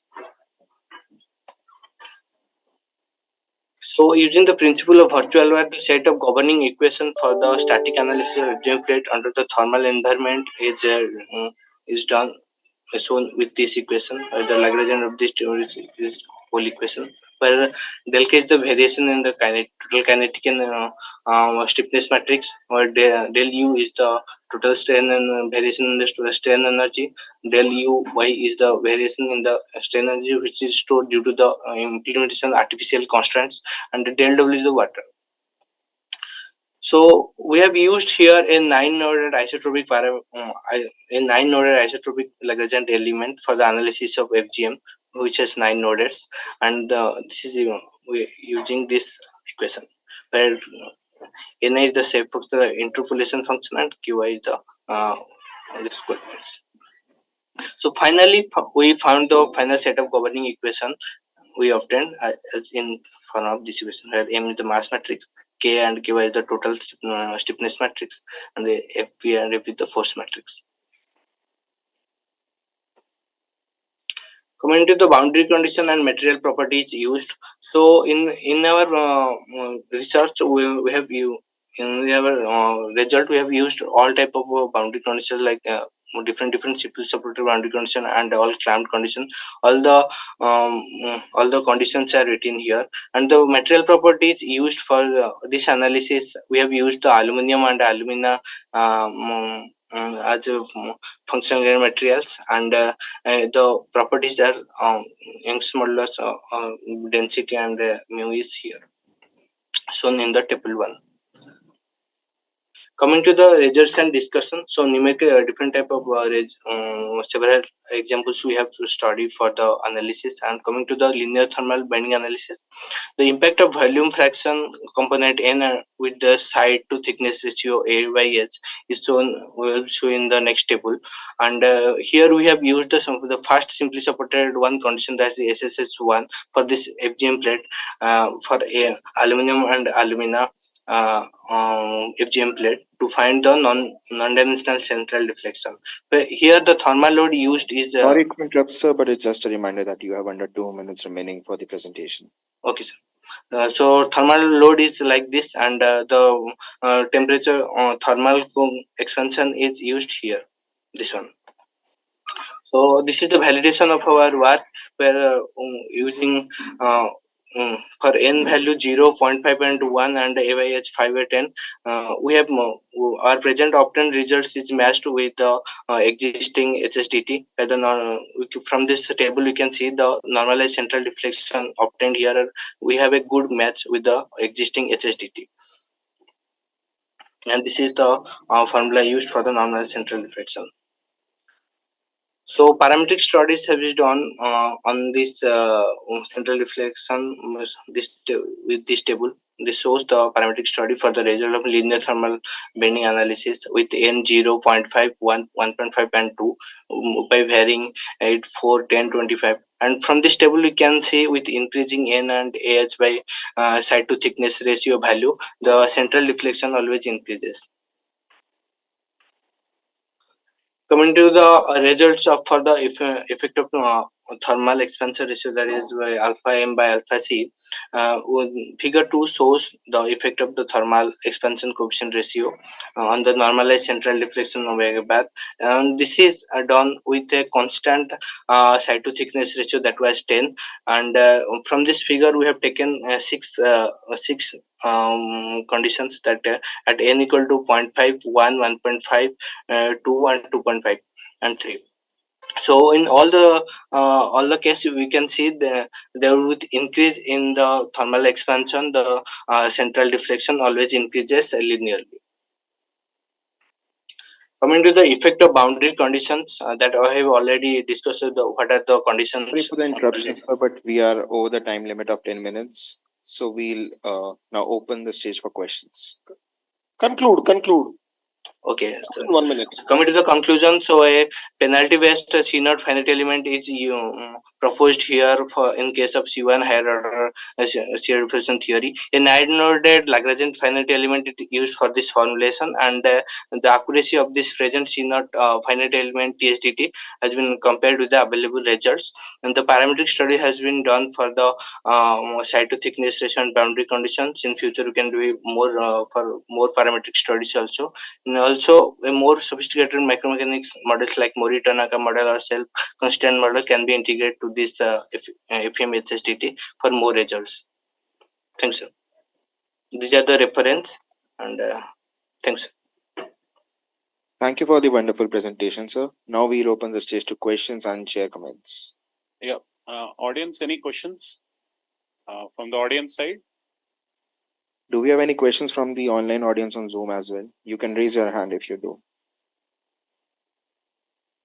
No. I have one question. I mean, you said you have used finite element, but Yes, because of continuity requirement, you've gone for, I think, 9-noded Lagrangian element. That's yes, I mean, you can as well go for isogeometric elements, right? Isogeometric yes, analysis. yes, sir. We can do that also, but just like in C1 continuity, we can for analytical solution like Navier solution, we can directly sort. But when we are using FEM for Lagrangian type, we need C1 C0 continuity. So we have taken the penalty based approach here, where we are increasing from 7 degree freedom to 5 degree freedom to 7 degree freedom. Then we are doing this FEM model.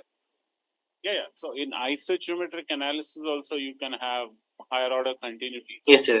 Together with accurate representation of your geometry. Yes, sir. In FEM anyway, you have some approximation of the geometry. Yes, sir. In isogeometric, you can have exact representation of your geometry together with the higher order continuity of the primary variables. So, okay, sir. Sir, in near future, after this, maybe I will implement. Already existing in isogeometric analysis? Sorry, sir. Are there some work already existing in? Sir, work is existing in isogeometric for the composite materials, but not for the functional grade materials now. So I can in future I can do that also.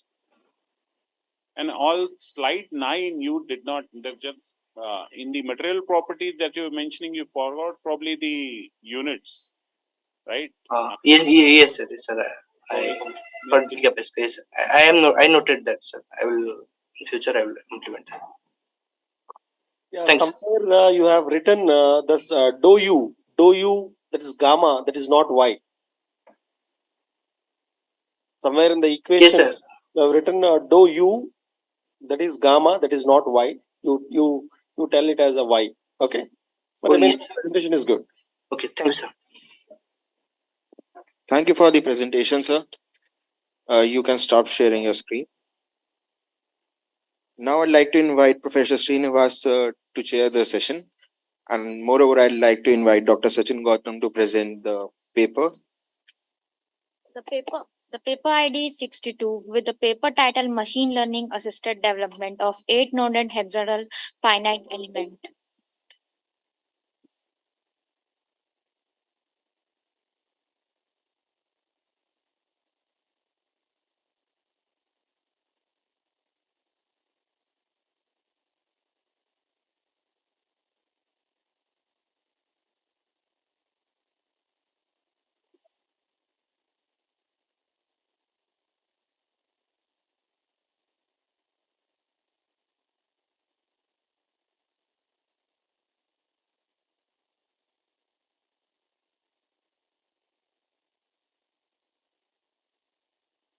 Yes, sir, that is the one that I talked about.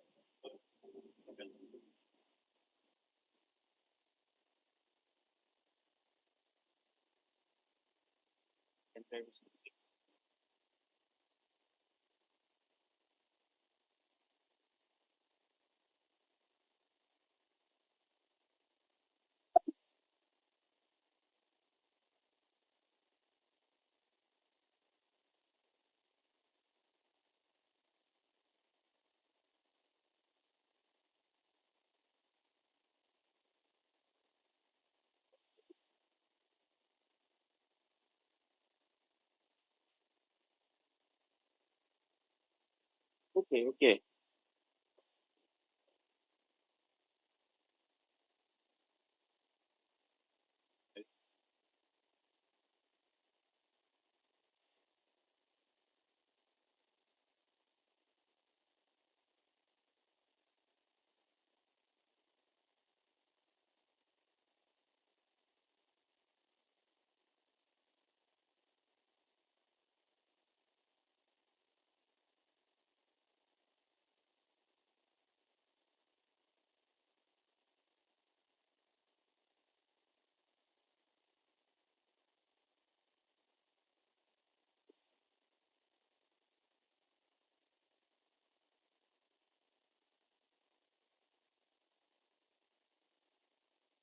Yeah, okay. So thank you all for coming for this presentation.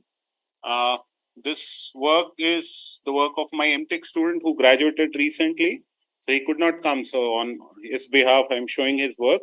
The other two are my PhD students. And this work is on machine learning application in designing hexagonal finite element. So these are the contents of the presentations. So I'll just quickly go through. I mean, everybody knows what machine learning is. So I'll basically just skip this. We have used artificial neural network in this work, and I don't need to go through it any further. So I'll just fix this. Yeah. So machine learning applications in finite element actually started. Yeah, started in 92 with the application of neural networks to solve electric field problem. And there was a lull for some 25 years when in 2017, Oishi Nagawa used that for designing efficient quadrature schemes. And since then, a lot of work have come up. And last 2 years also, a number of software, works have come up in designing finite elements, use of machine learning in finite elements. So our objective is, in case you're solving a problem and you have discretization using finite elements. This is the equation that you solve, where the stiffness matrix, displacement vector, and the force vector are assembled using from their elemental quantities.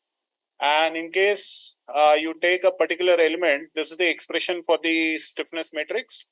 And then what is usually done is, for this numerical integration, you take this element and this map this element to the master domain, and these are the points which are representation of the Gauss quadrature points where you do this numerical integration.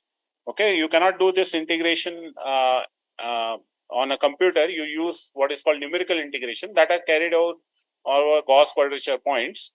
So that's how it actually looks like. Okay, so this summation is done over these red points, which are called the Gauss points. And for computing this stiffness matrix, you need this B matrix, which is the strain displacement matrix. That is basically required. And this strain displacement matrix is computed at each and every Gauss point. So in Jung et al. In 2020, what they did was for a two-dimensional quadrilateral elements, they predicted at every Gauss point using artificial neural network what will be that strain displacement matrix.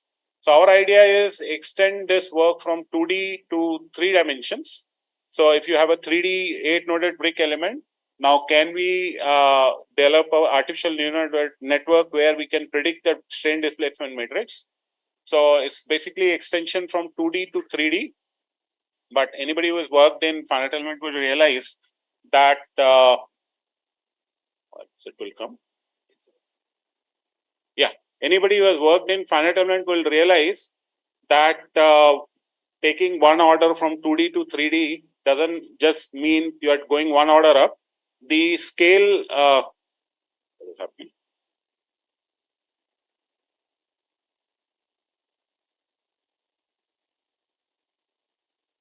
so the scale of your complexity goes different order. I mean, it's a much higher order than going from 2 to 3. So here what we simply do is for developing our neural network model, we need data, and the data is generated by getting some random elements, okay, with some particular material properties, and applying certain constraint on the length of the sides and the angles of the elements. And a number of these artificial elements are generated. For these artificial elements, what we do is this is for the quadrilateral element. I'm not showing it for basically brick element because that would be too complex to understand. For each artificial element, we apply random displacement, and for each element, we divide that element further into finite element mesh, get the solution, and from that solution, basically what we do is this is the procedure of getting the element solution, and we get the displacement solution. From displacement, we get the strain, and we basically then have this B matrix somehow. Okay. So the idea is we have to generate a lot of these random elements, and then the data matrix that is needed for final, I mean, this ANN model consists of the Poisson's ratio, the nodal coordinate displacements, and this strains that we get at the Gauss points. And with these, we develop our fully connected ANN architecture we have. So now we have it shown for brick element. Okay, so these are the inputs which are given to the neural network, and then the neural network basically predicts our B matrix, which then we apply the rigid boundaries condition, rigid boundary translation boundary condition. I mean that conditions to get the physical B matrix. Okay, and this is a loss function that we use. Okay. Okay, so let me just go. So once we have a ANN model, we do some some training. For training, these are the hyperparameters that were set. And these are the training loss versus epochs. As you can see, the training loss goes down. It's of the order of 10 to the power -6, and the testing error was 6.2 into 10 to the power -6.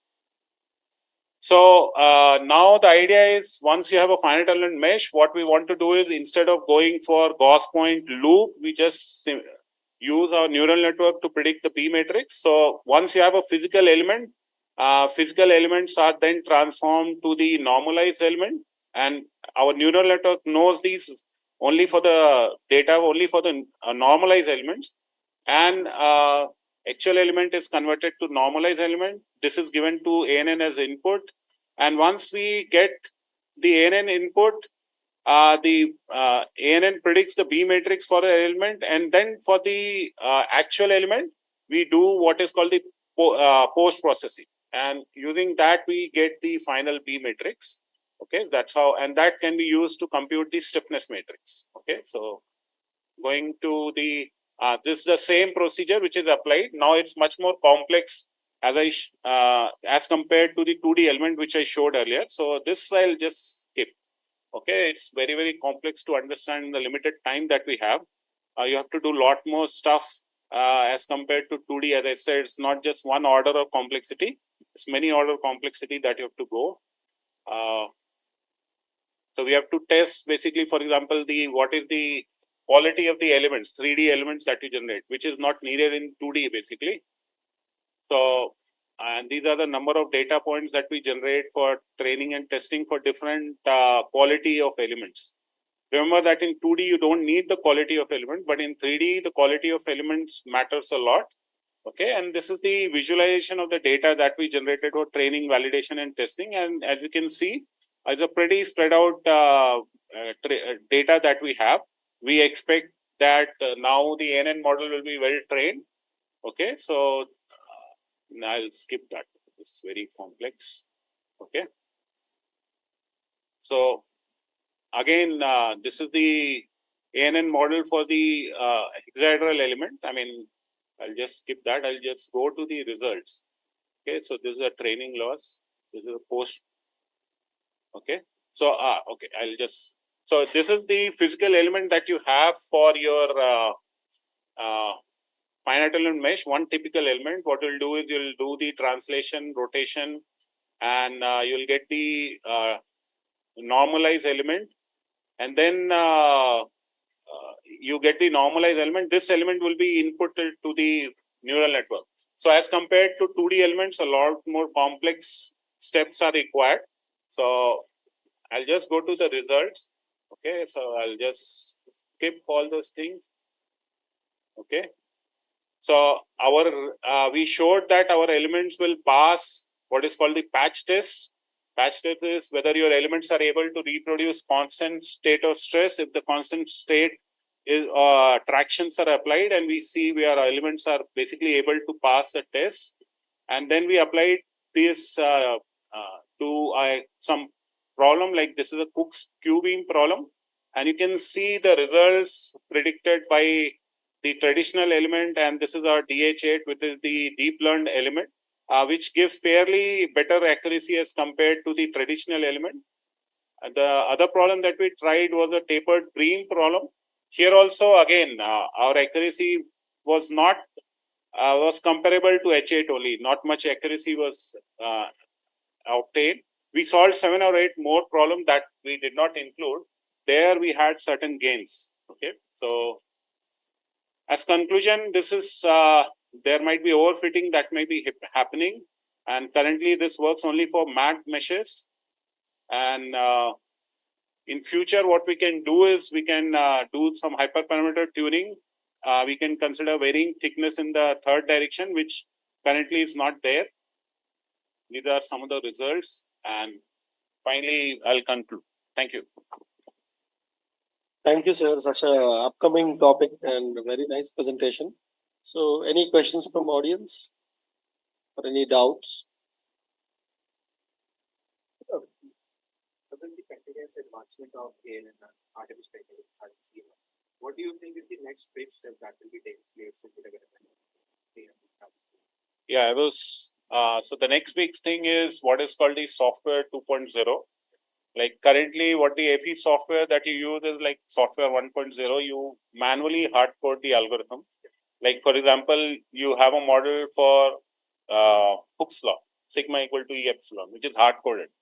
But now the things are going towards what is called software 2.0.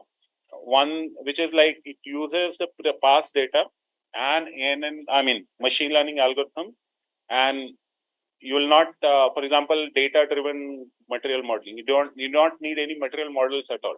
You have the experimental results. You fit in your whatever finite element software is. It will give you the result. Okay, so software 2.0. That is where everything is going. So, thank you, sir. Thank you for a good lecture. You can check ANSYS Discover. It's like where artificial intelligence is applied. It can give you the stress prediction just based on the model that you make. No need to solve FE simulation. It will just predict for you.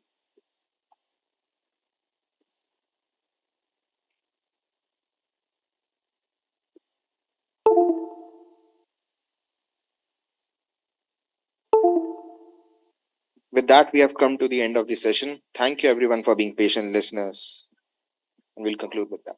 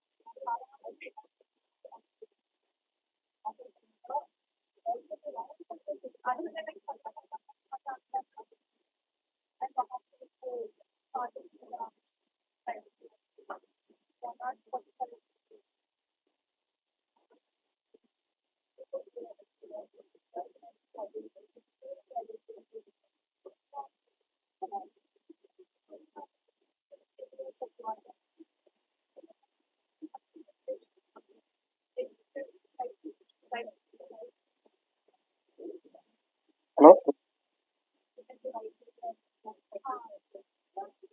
Yes, sir, you are audible. Yes. Can I start? Uh, Actually, sir, we'll be starting shortly as the chair hasn't arrived yet. 5 to 10 minutes, sir. Okay. Oh, okay, so no.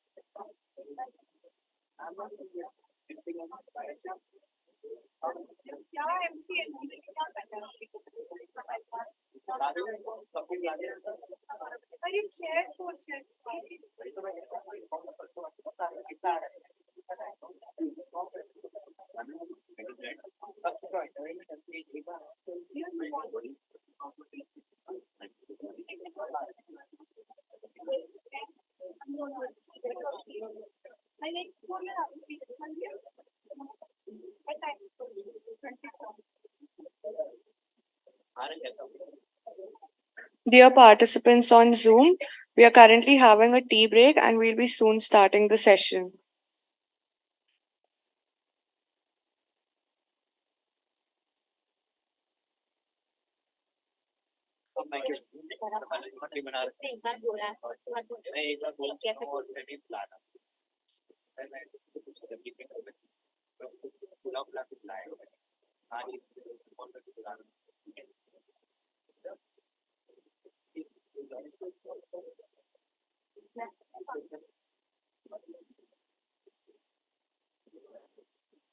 How to turn this on?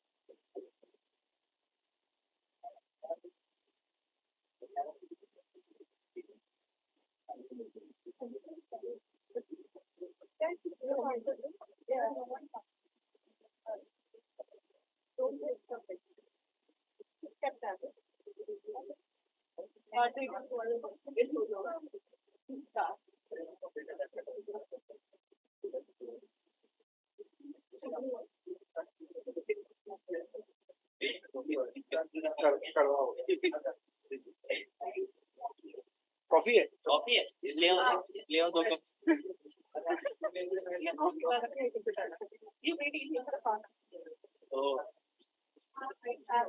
അതോ ഞാൻ കൊണ്ടുവരട്ടെ ഇങ്ങോട്ട് കൊണ്ടുവരും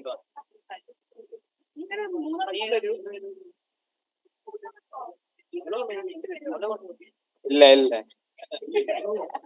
लोग आ गए sir sorry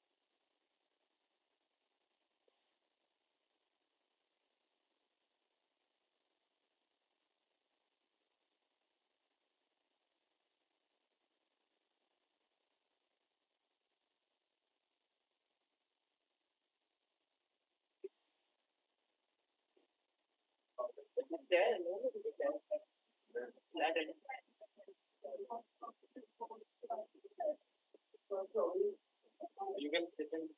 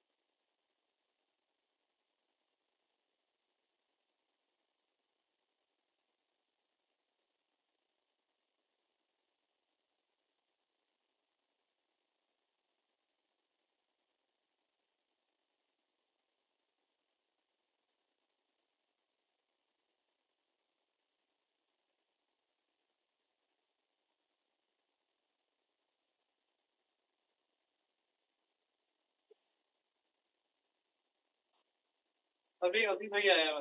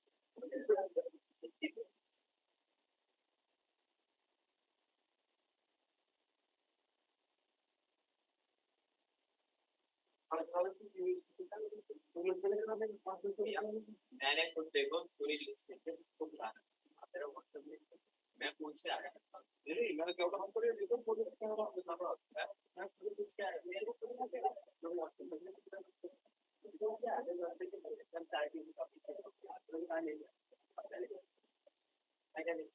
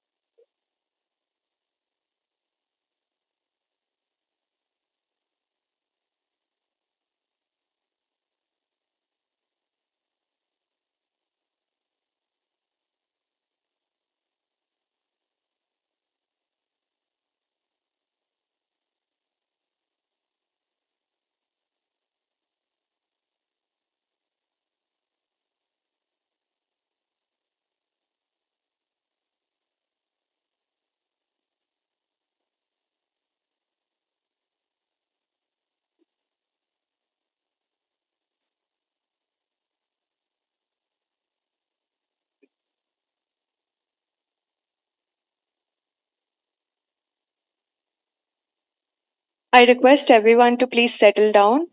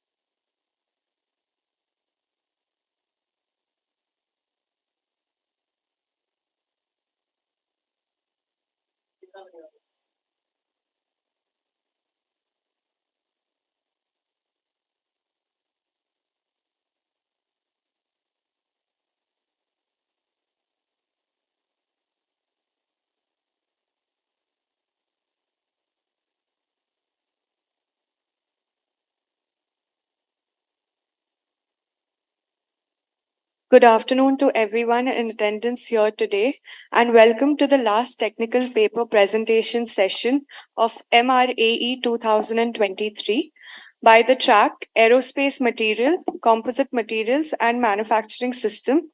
This session will be chaired by Dr. Sachin Singh Gautam, who is currently an associate professor in the Department of Mechanical Engineering and IIT Guwahati.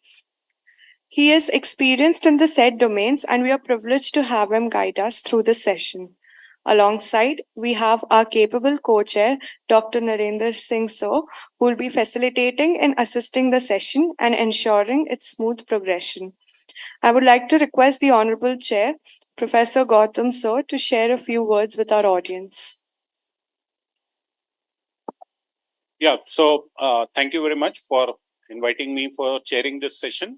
So I thank all the listeners, audience here coming for this session. I hope this will be very academically very rich experience for all of you. So we have around how many talks? We have around 3 and 4. Five talks. We have 5 talks here. Yes. So I'm will take around 15 minutes for each talk. Yes. Right? 10 minutes for presentation and 5 minutes. 5 for discussion. Okay, thank you. So with this, I'd like to hand over to you to stay somewhere. Thank you, sir. Thank you for your kind words. Okay, let's start. Okay, be on time. Yes. Thank you so much, sir. I would now like to take a moment to share the guidelines for the presentation. Each presenter will have a total of 15 minutes, with 10 minutes allocated to present for the presentation itself, followed by 5 minutes of question and answers.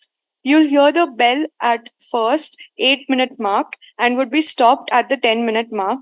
Kindly adhere to the said timeline.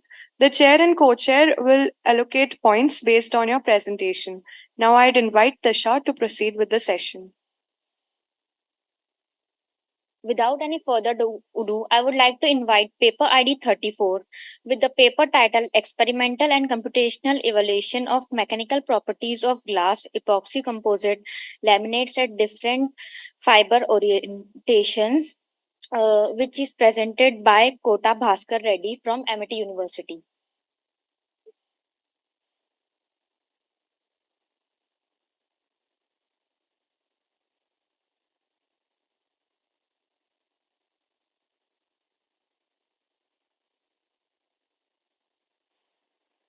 Mr. Reddy, can you please turn on your camera?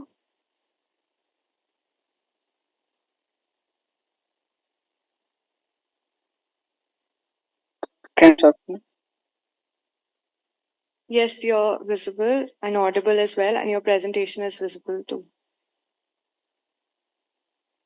Yes, my conference is experimental and computational evaluation of mechanical properties of glass epoxy composites laminates at different orientations. So please This turn is on my slideshow mode and let us know when do we start the timer for you.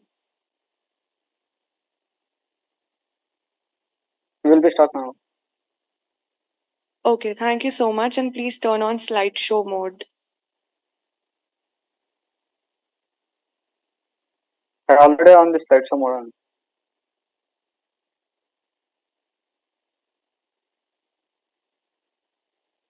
Sir, please share the slideshow window from Zoom. From the Zoom share screen option. Yes, sir. So you can start. Yes. My project title is Experimentation Combination Evaluation of Mechanical Properties of epoxy composite laminates at different fiber orientations. And this is my outline as introduction, types of composites, type of glyphog object on results and discussions, conclusion and reference. An introduction to nowadays composite aerospace due to raising the cost of all and others. Because of the top there materials like aluminum, titanium. So mechanical problems can depend on pressure, volume fraction, fiber position, layer sequence of fiber distribution and the matter.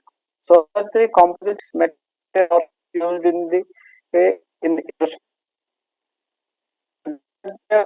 composite fabricated within the fiber orientations. So that actually increase the mechanical by changing the orientations of the fibers.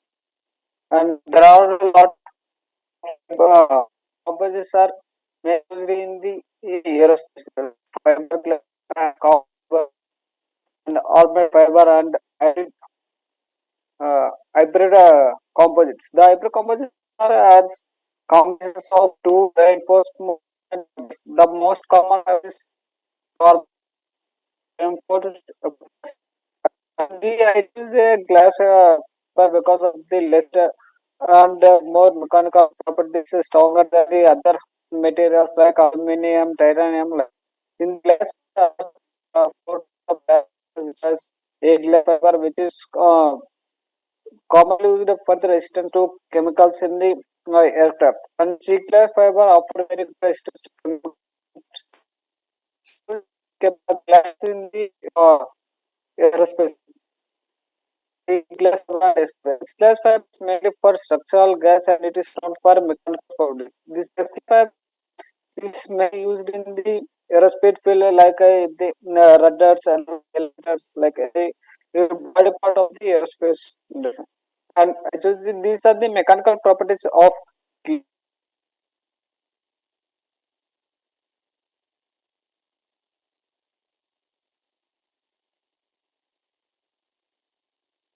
Sorry to interrupt, sir, but your voice is breaking. So you can turn off your window for better.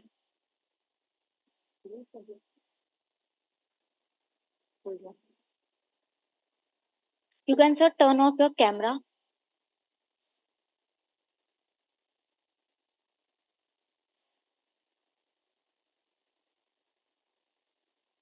Is it okay? Sir, it's still on. What? It's still on. Your voice is breaking, so kindly turn off your camera for better connectivity. What? Object. These are the mechanical You have turned your of the fiber which has the sir, your screen share is screen on. share.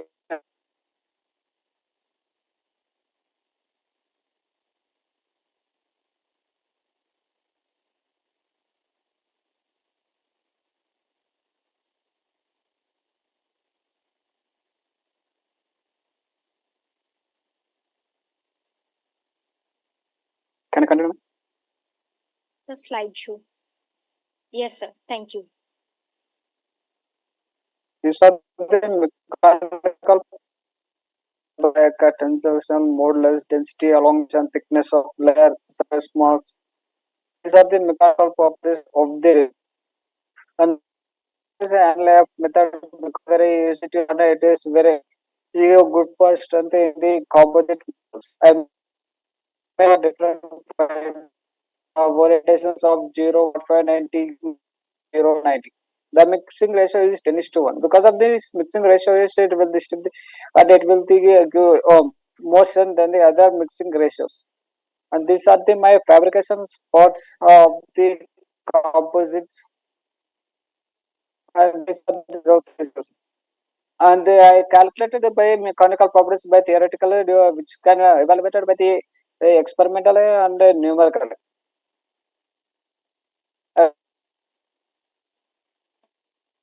The tensile strength, elongation, elasticity and bonding coefficients. When I does the tensile test is done by the ASTM 3039 standards. The displacement was loaded and the specimen C2 shows the air strength A2 so because of the 0 to 090 fiber orientation, it gives maximum strength and higher strength in A2. A2 shows the because of 0, 90, 0, 45 and 90 solutions. And these are my values for the mechanical properties of a tensile strength. And these are the statistics of the 0.5 and 3.8 bending test. Bending test is done as per the ASTM 3 score. The special the specific was strength and documentation or mechanical property as fiber or the aluminum. And these are my bending testing results of all the composites which I made and which are this testing of 3-point bending test. And I done the numerical analysis used in the abacus tensile test of cities is done the stress and it will shows the mechanical properties of the composites. And these are the where I on the abacus in a the figure 8 shows the matrix tangent elastic modulus and B rupture state. The rupture state exactly happens in the when it is I tested the composite material in the mechanical experimental also.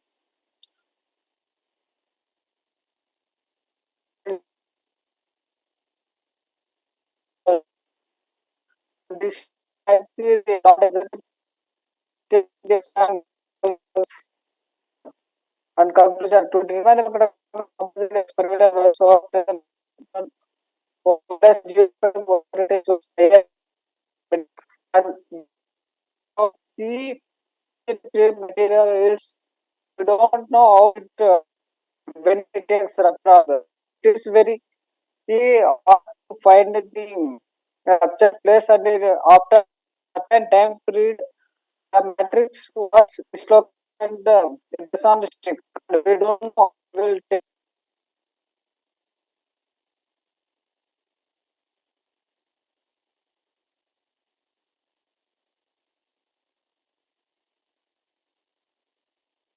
Mr. Reddy, I feel you've left the meeting. Are you there with us?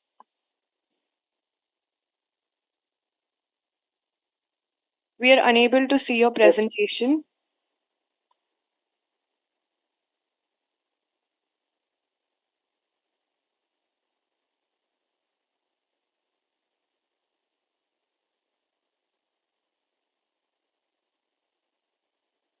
Yes, it's visible now. Yes, this is the conclusion and this is my reply. That's it from all. Thank you.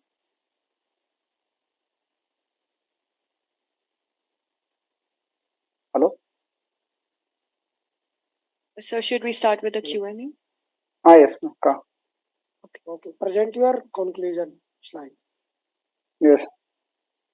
The two determine the cut of the composites which are of tensile is more than enough to know the mechanical property of the composite. The experimental values of obtained tensile pointing is satisfied the material properties which are used in the aircraft.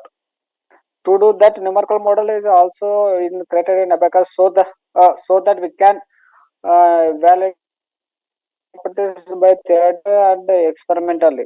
So that 0 and 90-degree over cells uh, other than the minus 45 plus 45 0 45 90 degrees.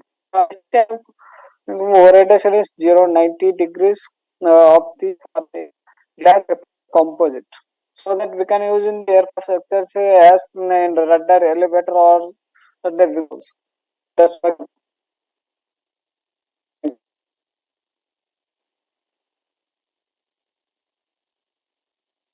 It's a question and answer. Yeah. Audience, any questions?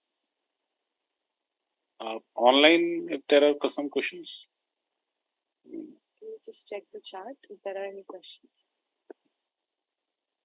If there are questions from the presenters online, then kindly drop in your questions in the chat.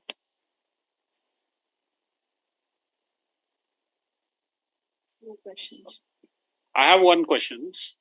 Will he be able to? Yes. Okay. So this numerical model that you developed in Abacus, so what kind of elements did you use?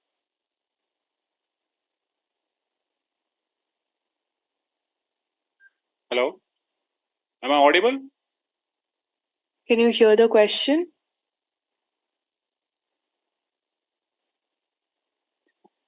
Yes, sir.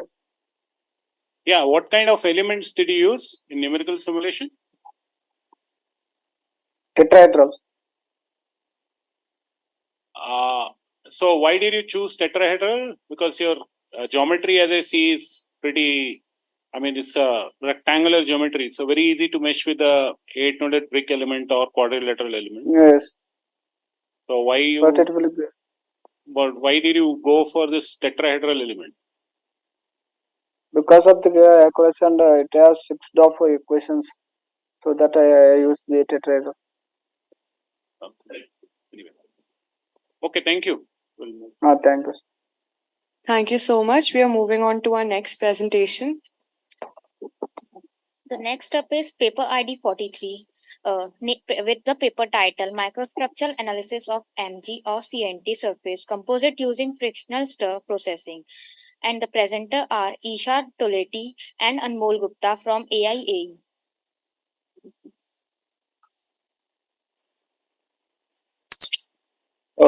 Hi, can you see our screen? Yes, we can see your screen and we can only see Mr. Anmol. Yeah, 1 minute. Only one presenter? We both will be presenting. Please let us know when should we start the timer for you. Sure. If you can Yes, tell Ms. whether we both are. You're visible and audible. Isha, can you do it in slide mode? Yeah, I'm done. Yeah. Can you see it in a slideshow? The full slideshow. More? We are unable to see the slideshow mode. Okay, 1 minute. Yes, now it is visible. Okay. Please let us know when should we start the timer for you. Okay, you can start. Thank you. Greetings everyone. I, Anmol Gupta, and my co-author Isha are here to present a research paper on the topic microstructural analysis of MGCNT surface composites using friction stir processing, which was completed with us with the affiliation of Amity University during our successful completion of aerospace engineering. Through this paper, we are here to confirm that microstructural or nanocomposites can be made using friction stir processes. Next slide. Yeah.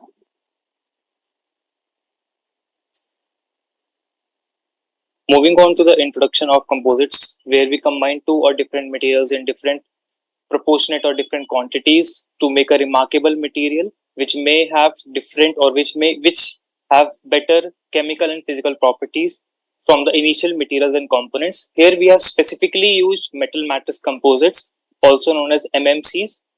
In this case, we have used metal as magnesium and the matrix will be carbon nanotubes. They both exhibit different properties which are used immensely among the industry and have different applications. Magnesium was selected because it is the second most widely used in the aerospace industry because of its lightweight and high strength to weight ratio. Carbon nanotubes are selected because they exhibit immense strength properties. For this research, we have specifically used 99.8% pure magnesium, and the carbon nanotube was outsourced with the specifications of 10 micrometers in length, diameter 10 to 20 nanometers, and the outer diameter will be 30 to 50 nanometers, and the surface area will be 250 to 300 meters square per gram.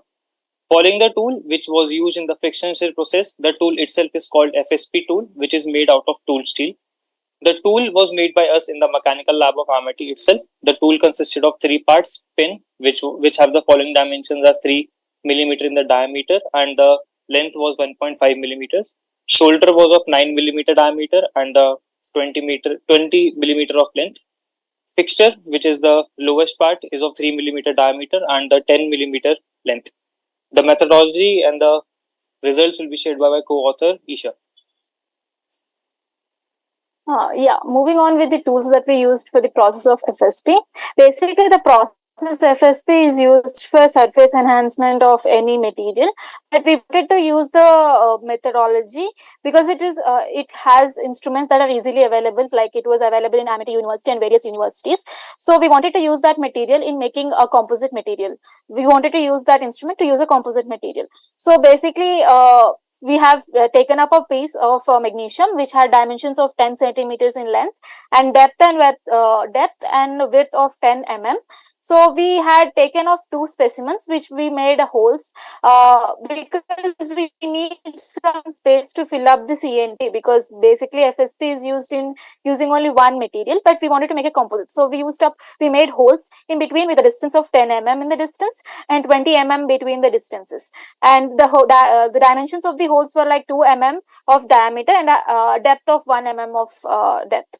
So we filled up these holes with CNT, and then we have used the CNC milling machine where we put up the FSP tool that Anmol has explained us, and we passed it through the specimen at an RPM of 900 RPM and with a tool speed of 5 mm per minute. So the RPM of 900 was chosen because the magnesium melts from an RPM of 900 to 1200 RPM, but we wanted maximum like the minimum melting but maximum amount of time of friction produced in that area, so we can make properly mix the CNT into the magnesium.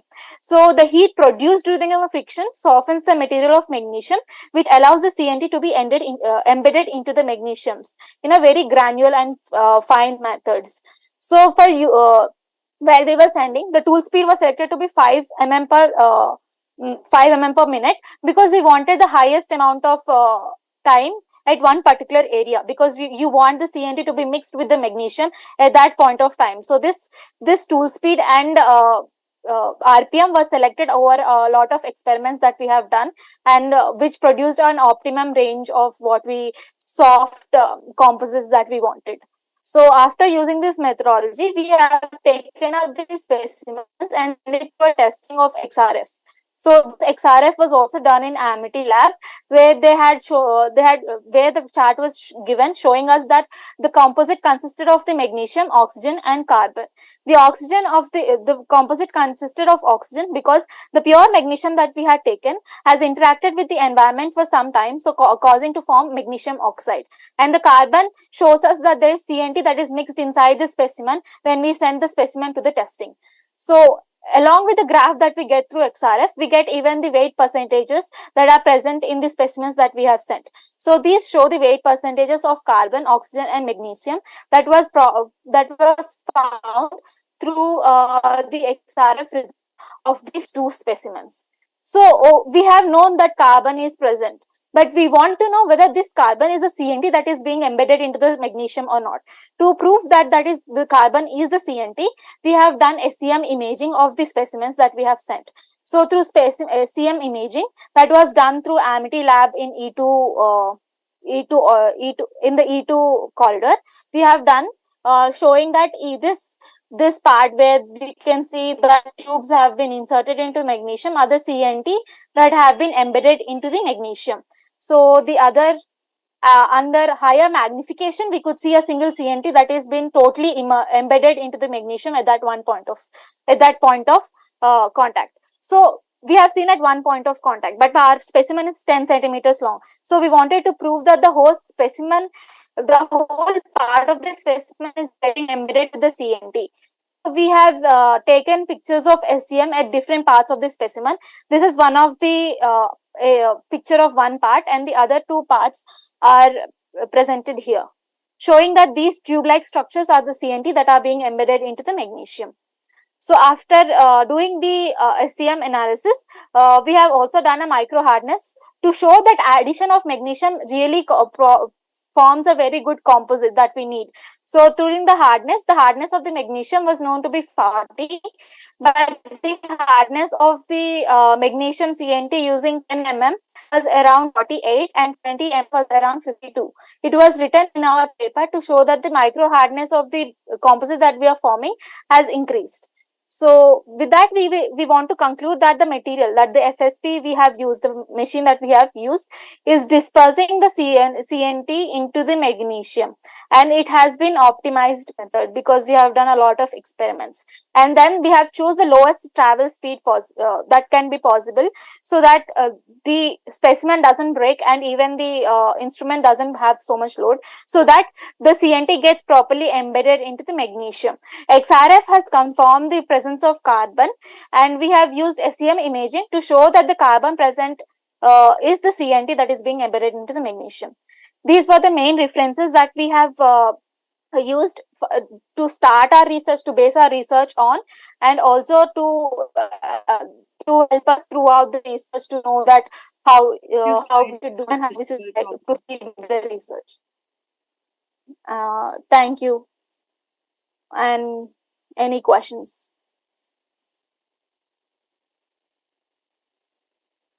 Yeah. So, audience, any question from the audience side? Good afternoon. I wanted to ask, why did you exactly use the FSP process? Why did you not use any other process for this embedding the magnesium into CNT? Sorry, CNT to magnesium. Yeah.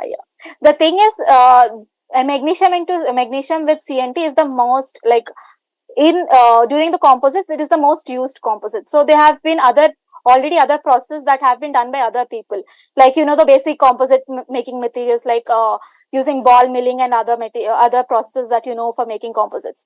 But we wanted to use a higher level of for surface composites. We wanted to use a other process that was easily available, because Amity had the instrument that we wanted, the CNC milling, and it is also present in every university and everywhere, so it is easily feasible. We wanted to show that this surface composite should be easily feasible all over. Hi, can you give some real life application or implications of your findings? So the magnesium CNT basically we use are used in landing gear, or where there is a lot of compressive strength, and the surface composites can also be used for electrical discharge, because magnesium as such doesn't conduct electricity, but introduction of CNT can help it to conduct electricity as such. Thank you. Yeah. Any more questions? Anyone from the online audience or something? Anyone from the Zoom meeting to ask any questions? Not. Yeah. So I have one question. What you essentially did was you had a sort of cubicle kind of structure where you drilled holes and then put in this carbon fibers, and then carbon nanotubes, and then there was this friction stir process, right? That you applied? Yes, sir. Yes, sir. So that was made of magnesium, is it? I mean, it's a cubical structure. Yes, sir. It was. Yes, sir. It was pure magnesium that we used. So, did you carry out some kind of experimental study to study the strength before and after this? Like, I mean, what changes in strength you got after your process was over? Yes, sir. We actually wanted to further this process by adding mechanical strength, but right now we have only used micro hardness to show that this CNT has been introduction to increase the micro hardness of the material. Okay. Yeah. Okay. Thank you. Thank you, sir. Thank you. Thank you. Miss, sir, suggest you one more future step for that. Yes, sir. Get tensile test and other testing. Okay. Yes, sir.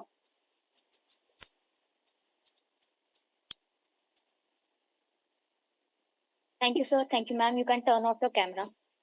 Thank you.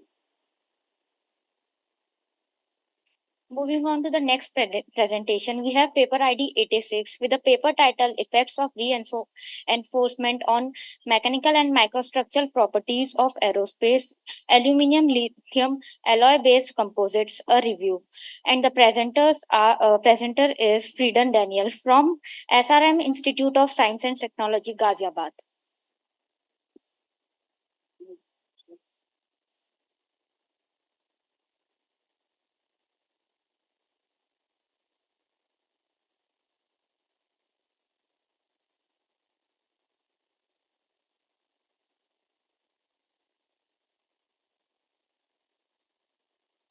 Sir, are you there?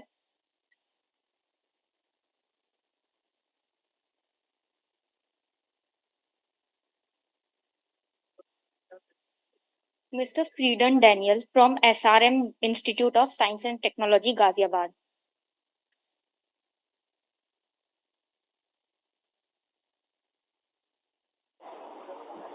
Hello. Just a minute, ma'am. I'm just going to share the screen.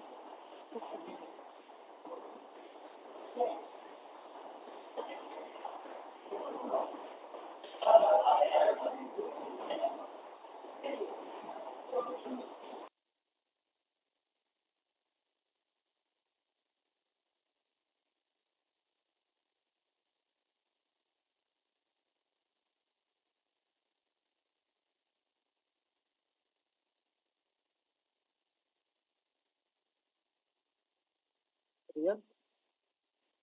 Is he not ready? Yes, sir, he's joining. He's joining.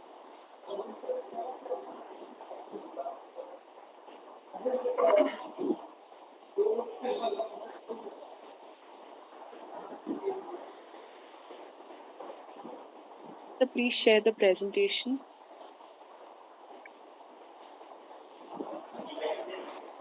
Ma'am, I'm actually feeling some issue with the sharing screen button. Can I give the presentation after a few minutes? All right, so then we'll take it after one paper presentation. Yes, ma'am, please. Okay. We would like to invite the next paper with paper ID 90. The title of the paper is Free Vibration Analysis of Functionally Graded Material Sandwich Plate Using Refined Shear Deformation Theory. And the presenter is Saloni Malvia from Vellore Institute of Technology, Bhopal.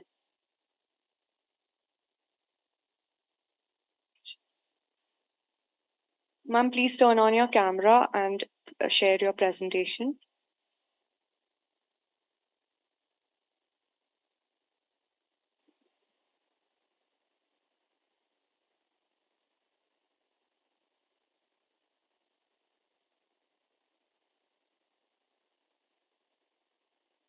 Is the screen visible?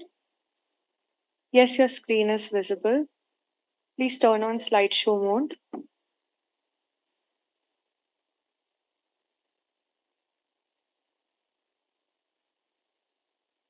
Is it in the slideshow mode?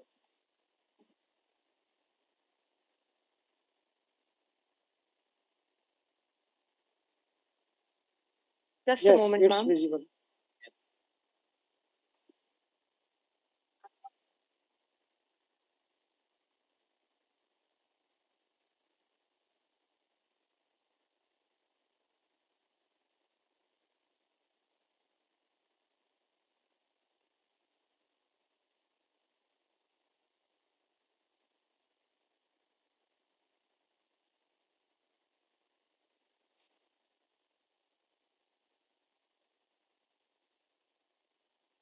Ma'am, please let us know when should we turn on the timer for you. Okay. You can start the time. Okay, thank you so much. Greetings, everyone. I'm Saloni Malvia, a BTech fourth year student from VIT Bhopal. And today I'll be presenting my research on the topic free vibration analysis of functionally graded material sandwich plate using refined shear deformation theory. So coming on to the outline for this presentation, I'll be starting off with the introduction, then coming to the description of FGM sandwich plate, followed by material composition, mathematical formulation, and lastly, results and conclusion. So talking about FGM sandwich, so what exactly is FGM? So it's a group of composites with dimensional composition variation in order to regulate the variation in thermal, structural, or functional properties. The current study, we have considered rectangular FGM sandwich plate of uniform thickness that comprises of 3 layers, with each layer having ceramic and metal variation along the thickness direction. So this study, we have considered the plate models, 3 plate models, namely 111, 121, and 221. So, as mentioned before, that the FGM sandwich plate comprises of 3 layers. So the core is made of ceramic and the outer layers are FGM. So these plate models mean that signify the thickness ratios in which these 3 layers are divided. For instance, if we talk about the model 1 to 1, it means that the ceramic core is twice in thickness of that of the upper and the lower layers. Similarly, can be said for the other 2 models. And talking about the material composition, as mentioned, we have taken metal and ceramic composition for the plate. So aluminium was taken for metal, and ceramic we considered aluminium oxide, and the properties for both of them are listed in the table. That is the Young's modulus, mass density, and the Poisson ratio for both of them. So in order to derive the material properties of the plate, we have used the power law that states the volume fraction for ceramic for each layer. So here V1 describes the volume fraction for ceramic for the lowermost layer, and V2 is the volume fraction for the ceramic core, and the V3 describes the volume fraction of ceramic for the uppermost layer.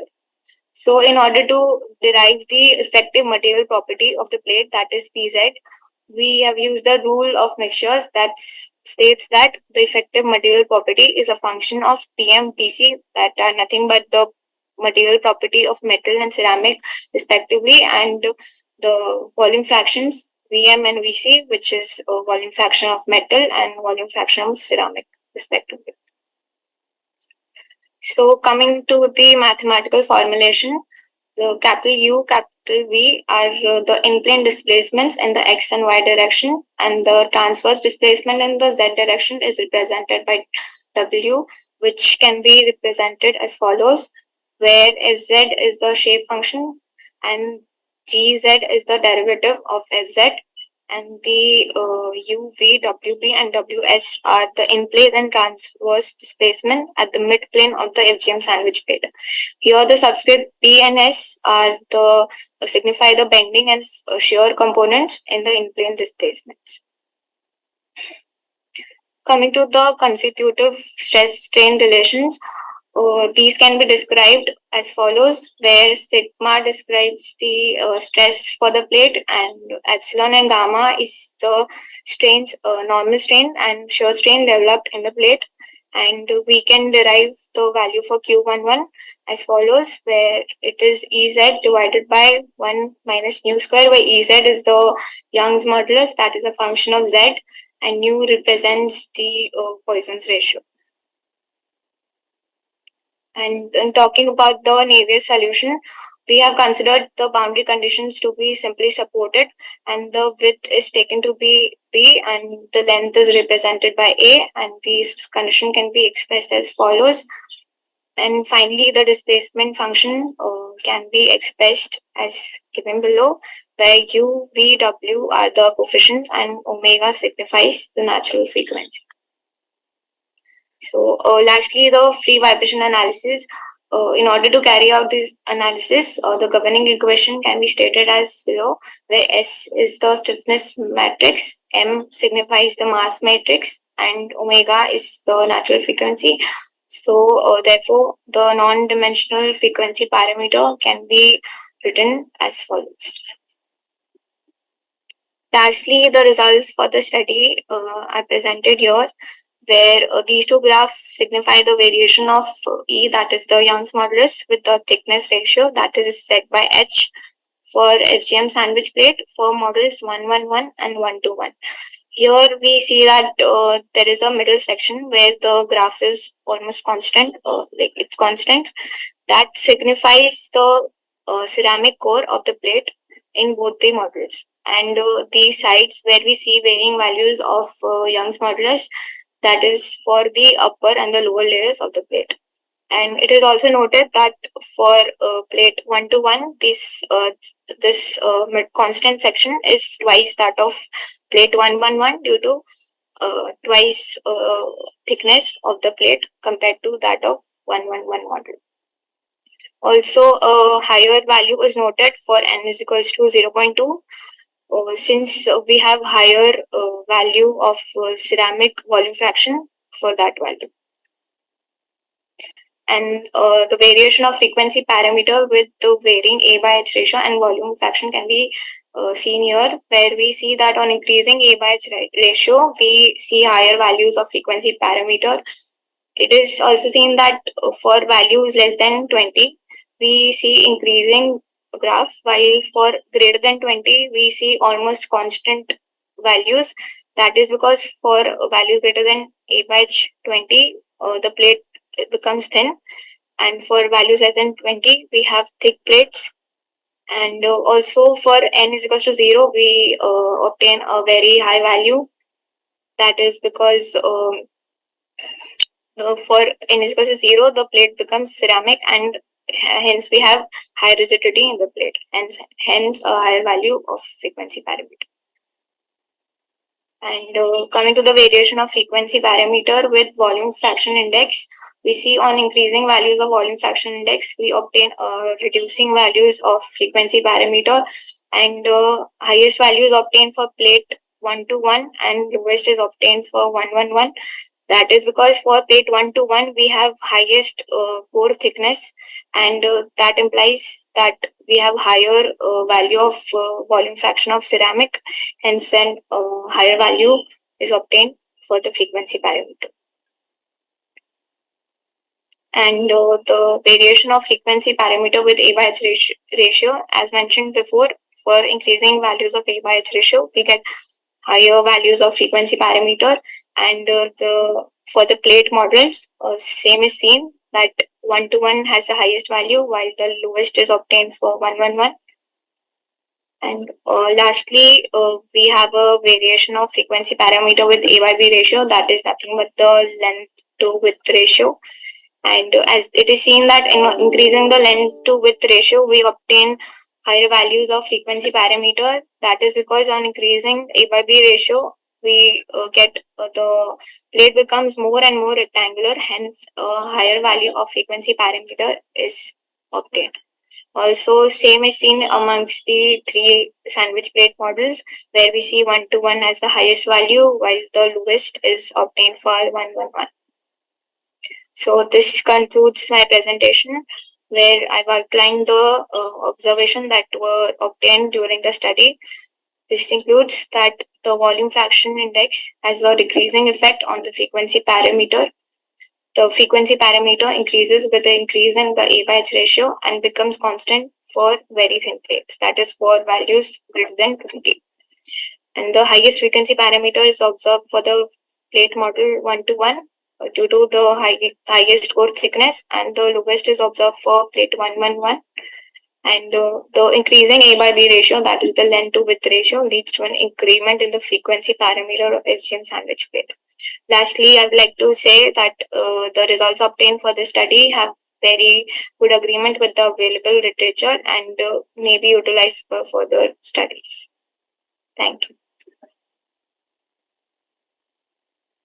Yeah, thank you. Is there some question from the audience?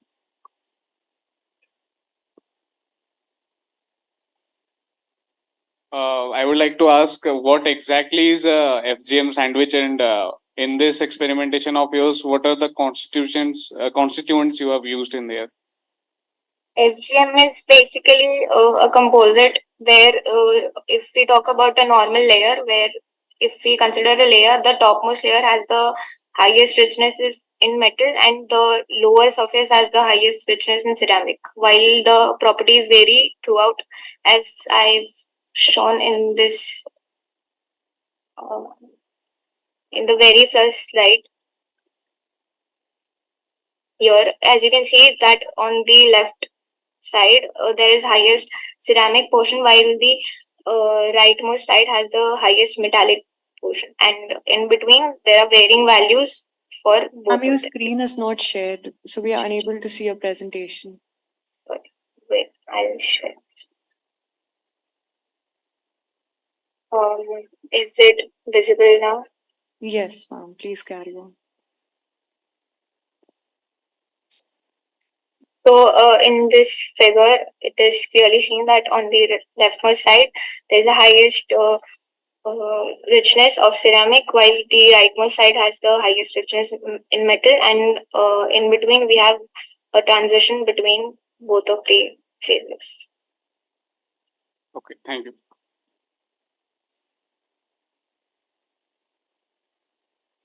Yep. Are there any more questions or online? If there's something. Do you have any questions from the Zoom meeting participant? No. Okay. No. Okay. Thank you. Thank you for your talk. So we'll move to the next presentation. Next up, we have paper ID 101 with the paper title Evaluation of Elastic, Mechanical and Thermophysical Properties of Nanostructured Aluminides for Aviation Industries. And it is presented by Sudhanshu Tripathi from MDP University in Tashkent. So, am I visible to all of you? And Yes, sir. okay, let me share my screen. Fine. Let me make it full screen mode. Okay. So, whether the screen is visible to all of you? Yes, so please let us know Oh. when we start the timer for you. Yes, you can start. So, very good afternoon to one and all present in this wonderful conference meeting, and myself, Dr. Sudhanshu Tripathi from the Department of IT and Engineering, MIT University in Tashkent. So, my topic of the research work is basically for this conference is evaluation of elastic mechanical and thermophysical properties of the nanostructure aluminides for aviation industry. As you know that aluminium and aluminium alloys are extensively used in the aviation industry, and specifically if I talk about the aluminides, so they are nowadays in the modern aviation industries, they are because of their large creeps and fracture strength at high temperature, as well as their excellent oxidation and corrosion resistance. It is it found very suitable for the modern aviation industry applications. Now, these research has been this kind of the material property study has been done at the bulk level.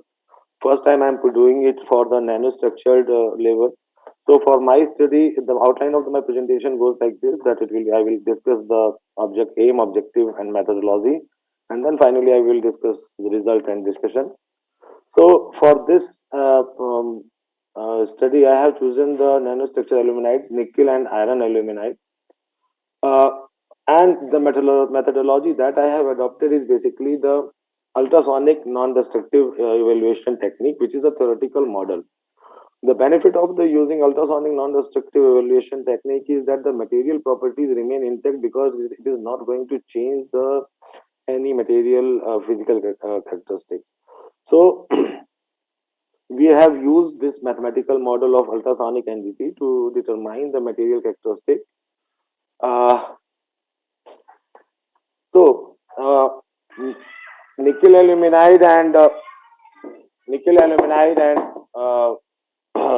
iron aluminide both are having are B2 structured material, basically of CSCl type, and the material that I have chosen is the nearest neighbor distance of nickel aluminide and iron aluminides are respectively 2.87 and 2.852 angstrom.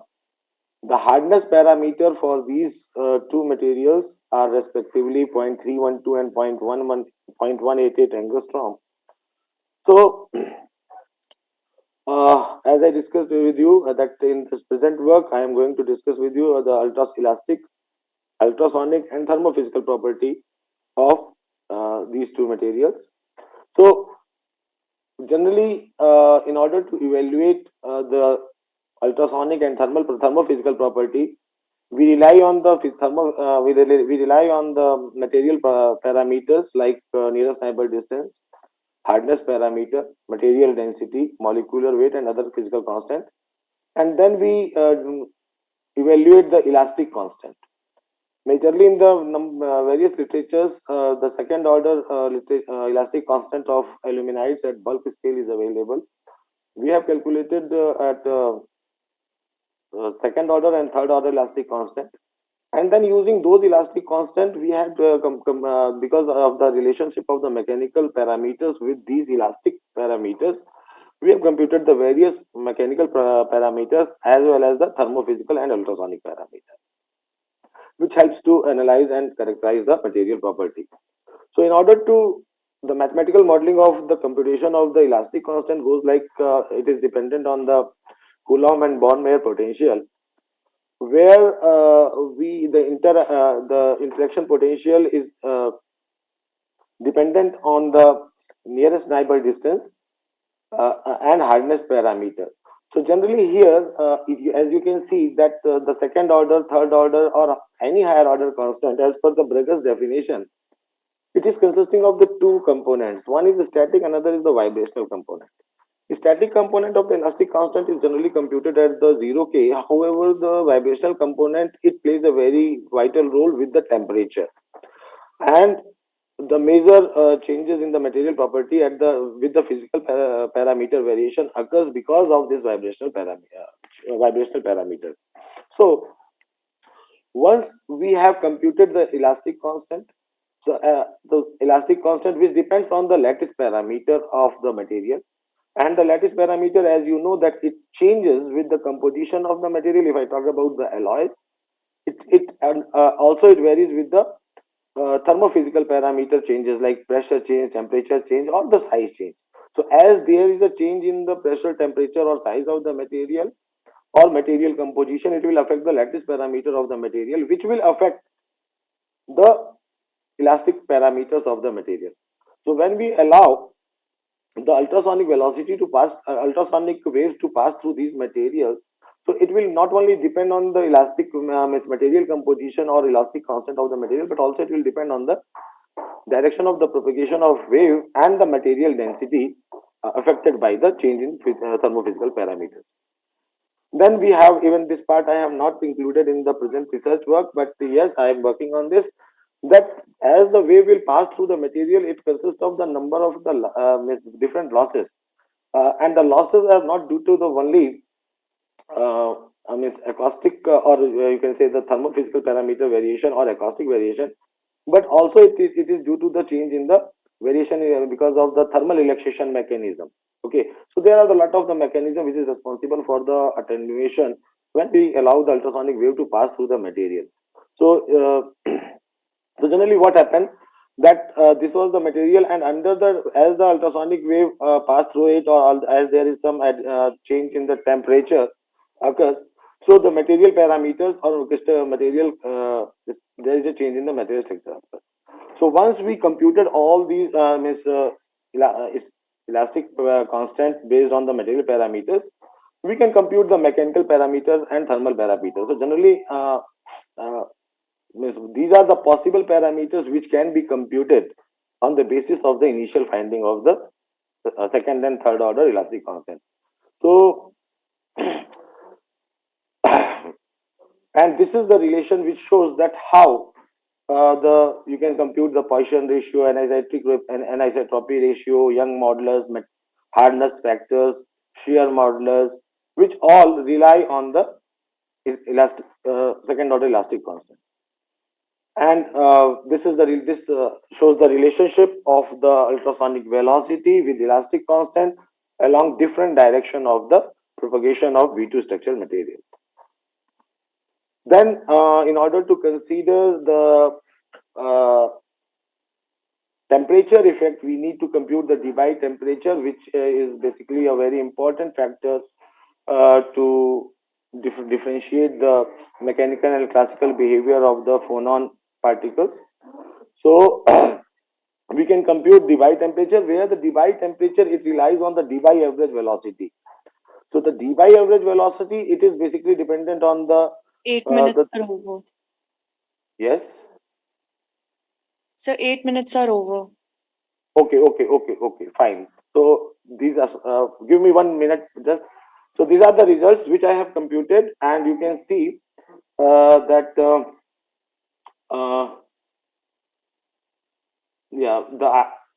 iron aluminide material is showing more strength because of the higher values of the bulk modulus, and this is the fracture to toughness ratio. These are the property, means you can say the ultrasonic velocity that I have computed. So generally, my finding is that I have computed the means mechanical properties or the material properties of these two materials at the nanoscale, and it has been observed that nickel aluminide is having the high stability, and it shows the high density, high melting point, and high thermal stability in comparison to the iron aluminide.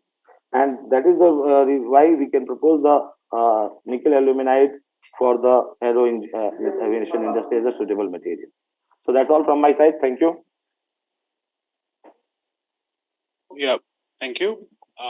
So floor is open for questions. Anybody who has some question?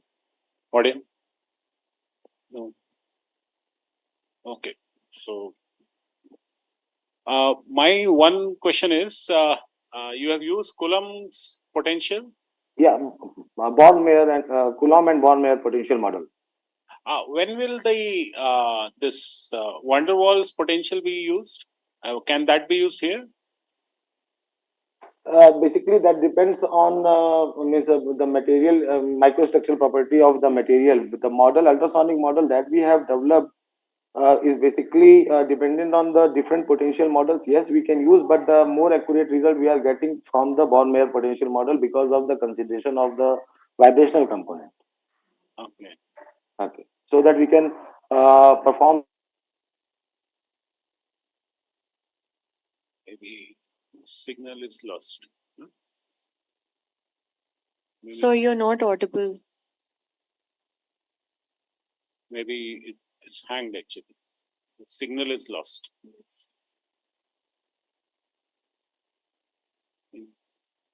So, I mean, we may proceed to the next one.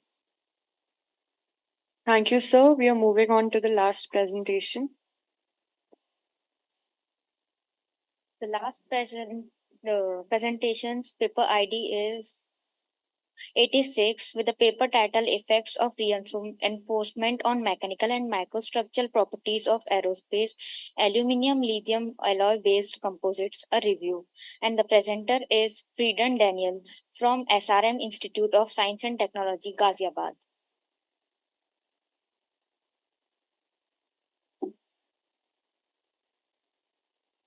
So please turn on your camera.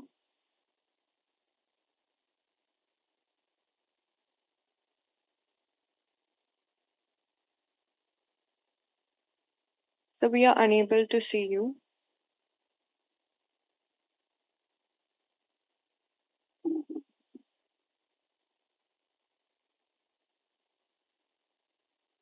Yes, so we can see you now.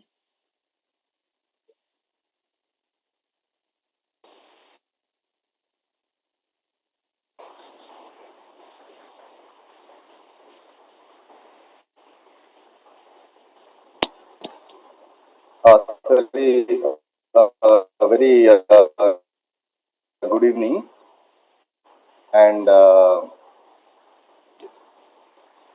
I'm Frieden Daniel, research scholar from SRM IST, Delhi NCR campus, and I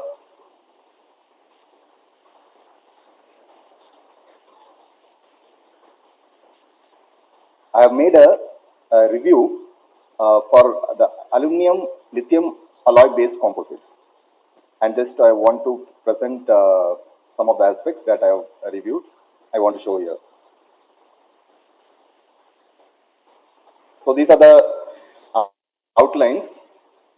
I will be showing the introduction, then classification, and then the fabrication characteristics, and then I will be concluding based on the study made.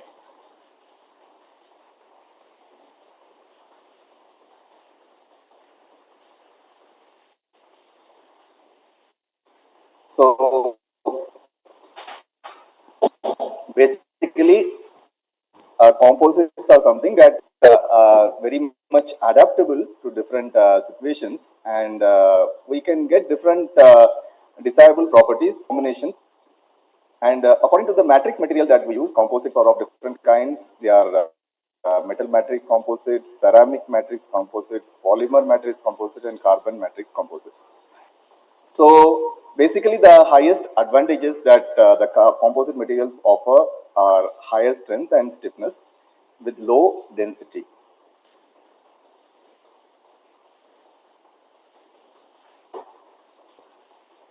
Now, in MMCs or metal matrix composites, basically we try to incorporate some of the reinforcements into a metal matrix, and thereby we try to get different properties which can be used for different applications.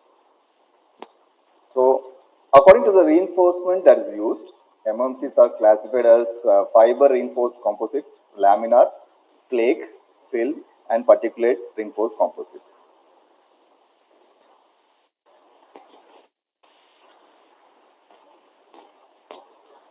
Just a pictorial representation of metal matrix, the particle reinforced MMCs, the short fibers, continuous fibers.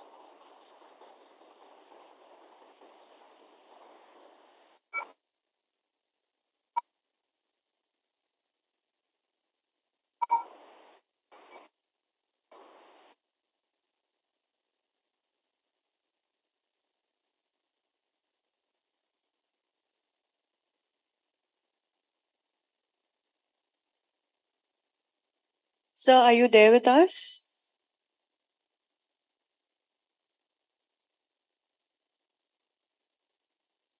Reading, sir?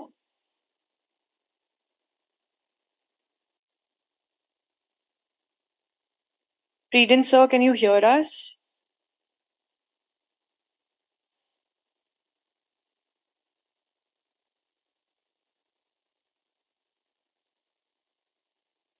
Reading, sir, can you hear us?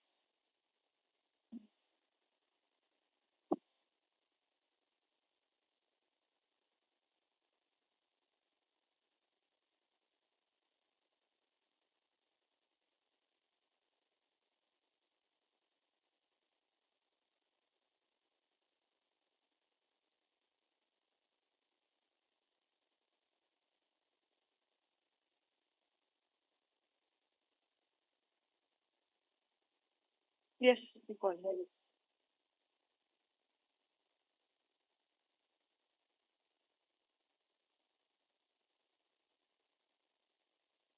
So he's not contactable.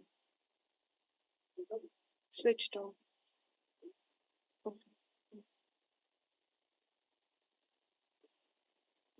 So from his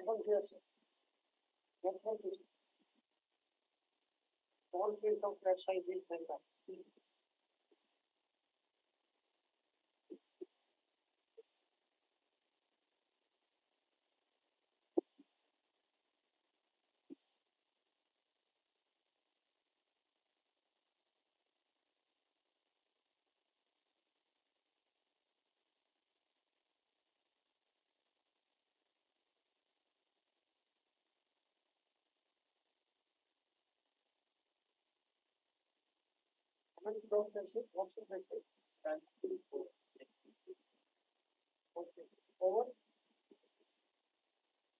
It's over now. No more.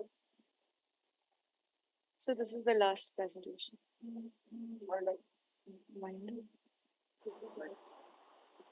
So he's joined.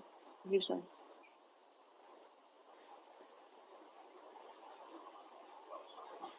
So please, if possible, turn off your video and continue presenting. Right, ma'am. Yes.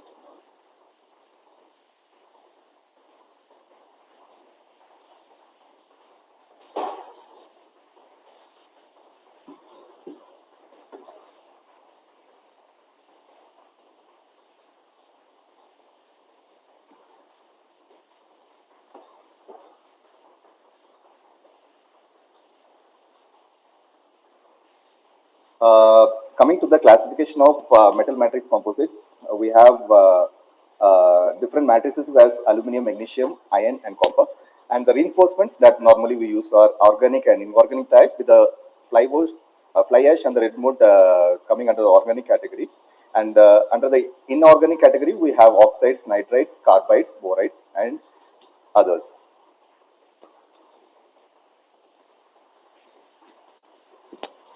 Aluminum metal matrix composites are very much attractive because of the properties that they offer, because of the less weight, very much economical, and very easily very easy to process with different techniques, and they have very high strength to weight ratio, and they have very excellent resistance to corrosion.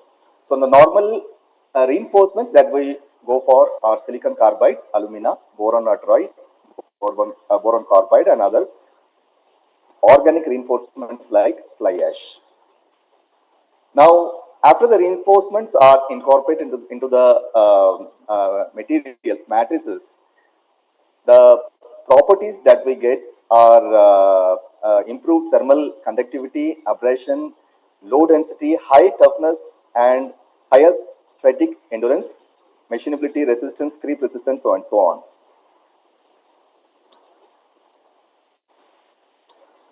Now, the various applications, some of the applications that we have for MMC, they are nothing but car bodies, buildings, bridges, crankshaft, satellite launch vehicles, fighter aircraft, civil transport aircraft, different industries, automobile industries, nuclear power plants, and electronics.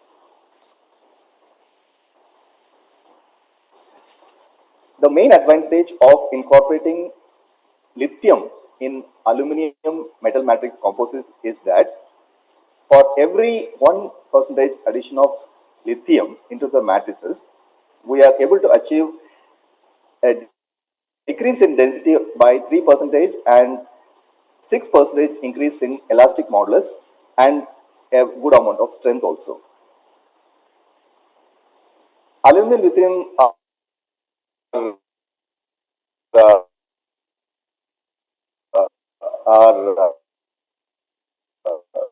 of much precipitation hardening ability. In particular, some of the alloys, aluminum lithium alloys that are of interest in the current research scenario is aluminum 8090, whose properties are highly improved if we add ceramic particles as reinforcements. For instance, if we add silicon carbide to aluminum 8090, then the elastic modulus is increased by 30% and the stiffness to density ratio is increased by 50%. The various fabrication processes of aluminum lithium composites, they are broadly divided into liquid state processes and solid state processes. Under liquid state processes, we have the liquid infiltration method, in which the process is quite difficult because of poor wetting properties of ceramics. If you go on to stiff casting process, it is one of the most widely used process for fabrication of composites. And here what we do is we have a molten matrix in which we try to add the reinforcement particles and we mix the molten matrix with the help of a stirrer. So if we go this route, then the cost is also highly reduced, and it's since the process is quite easy, it's widely used for the fabrication of composites across the globe. The third process that we go for is squeeze casting, in which we try to pressurize the infiltration method, and for the conventional infiltration method. Fourth one is the spray forming, in which we are trying to spray form the reinforced MMCs. Coming for the solid state. The 8 minutes are over. Oh, okay, ma'am. Coming to the solid state processes, we have the powder metallurgy method in which we try to mix the various powders, and we then go on to cold press. Then we go on to sintering and plastic working for the fabrication of the composites. In diffusion bonding, we try to weld similar or dissimilar metal pieces together in order to achieve the composites. Coming to the characteristics of the composites, we have the microstructure, mechanical, and the wear properties. Here, I've tried to present some of the characteristics. So, because of shortage of time, just I want to mention that as per the study, as per Bowry, as the silicon content increases, there is a decrease in the grain size. As per Wong, straight and continuous bonding interfaces are formed if we are going for 5-cycle ARB processes, accumulative roll bonding processes. As per Liang, the grains are able to achieve excellent thermal stability, and again as per Liang, with the increase in the reinforcement particles, there is a decrease in grain size of the composite. According to Gonzalez, the percentage of elongation of failure is decreased by reinforcement addition.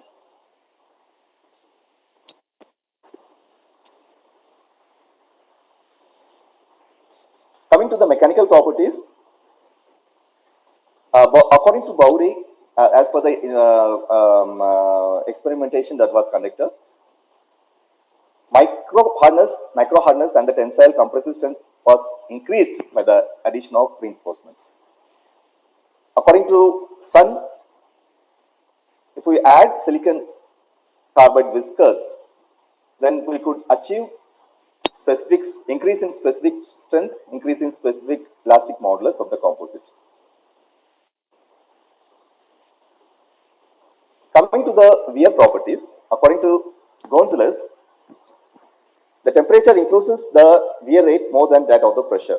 And according to Bowry, the wear properties are increased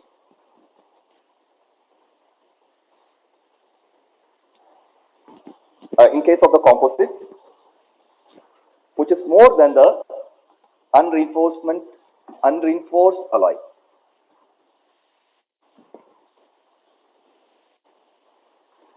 According to Goodrich, the wear resistance increases with rising speed and temperature for a constant load. And as per Raju, so 10 minutes are over. He concluded that, fine ma'am, just I want to conclude the study. As per the conclusion, if we add reinforcements, especially the ceramic ones, we are able to get a good mechanical properties, but at the expense of ductility, and we have better wear properties. And the properties that we achieve for the aluminum lithium composites, they are dependent on various factors like the fabrication process, reinforcement size, and volume percentage, and also, of course, on the type of matrix and reinforcement that is employed. And the properties of the low density aluminum lithium composites can be advantageously exploited for the aerospace industry applications.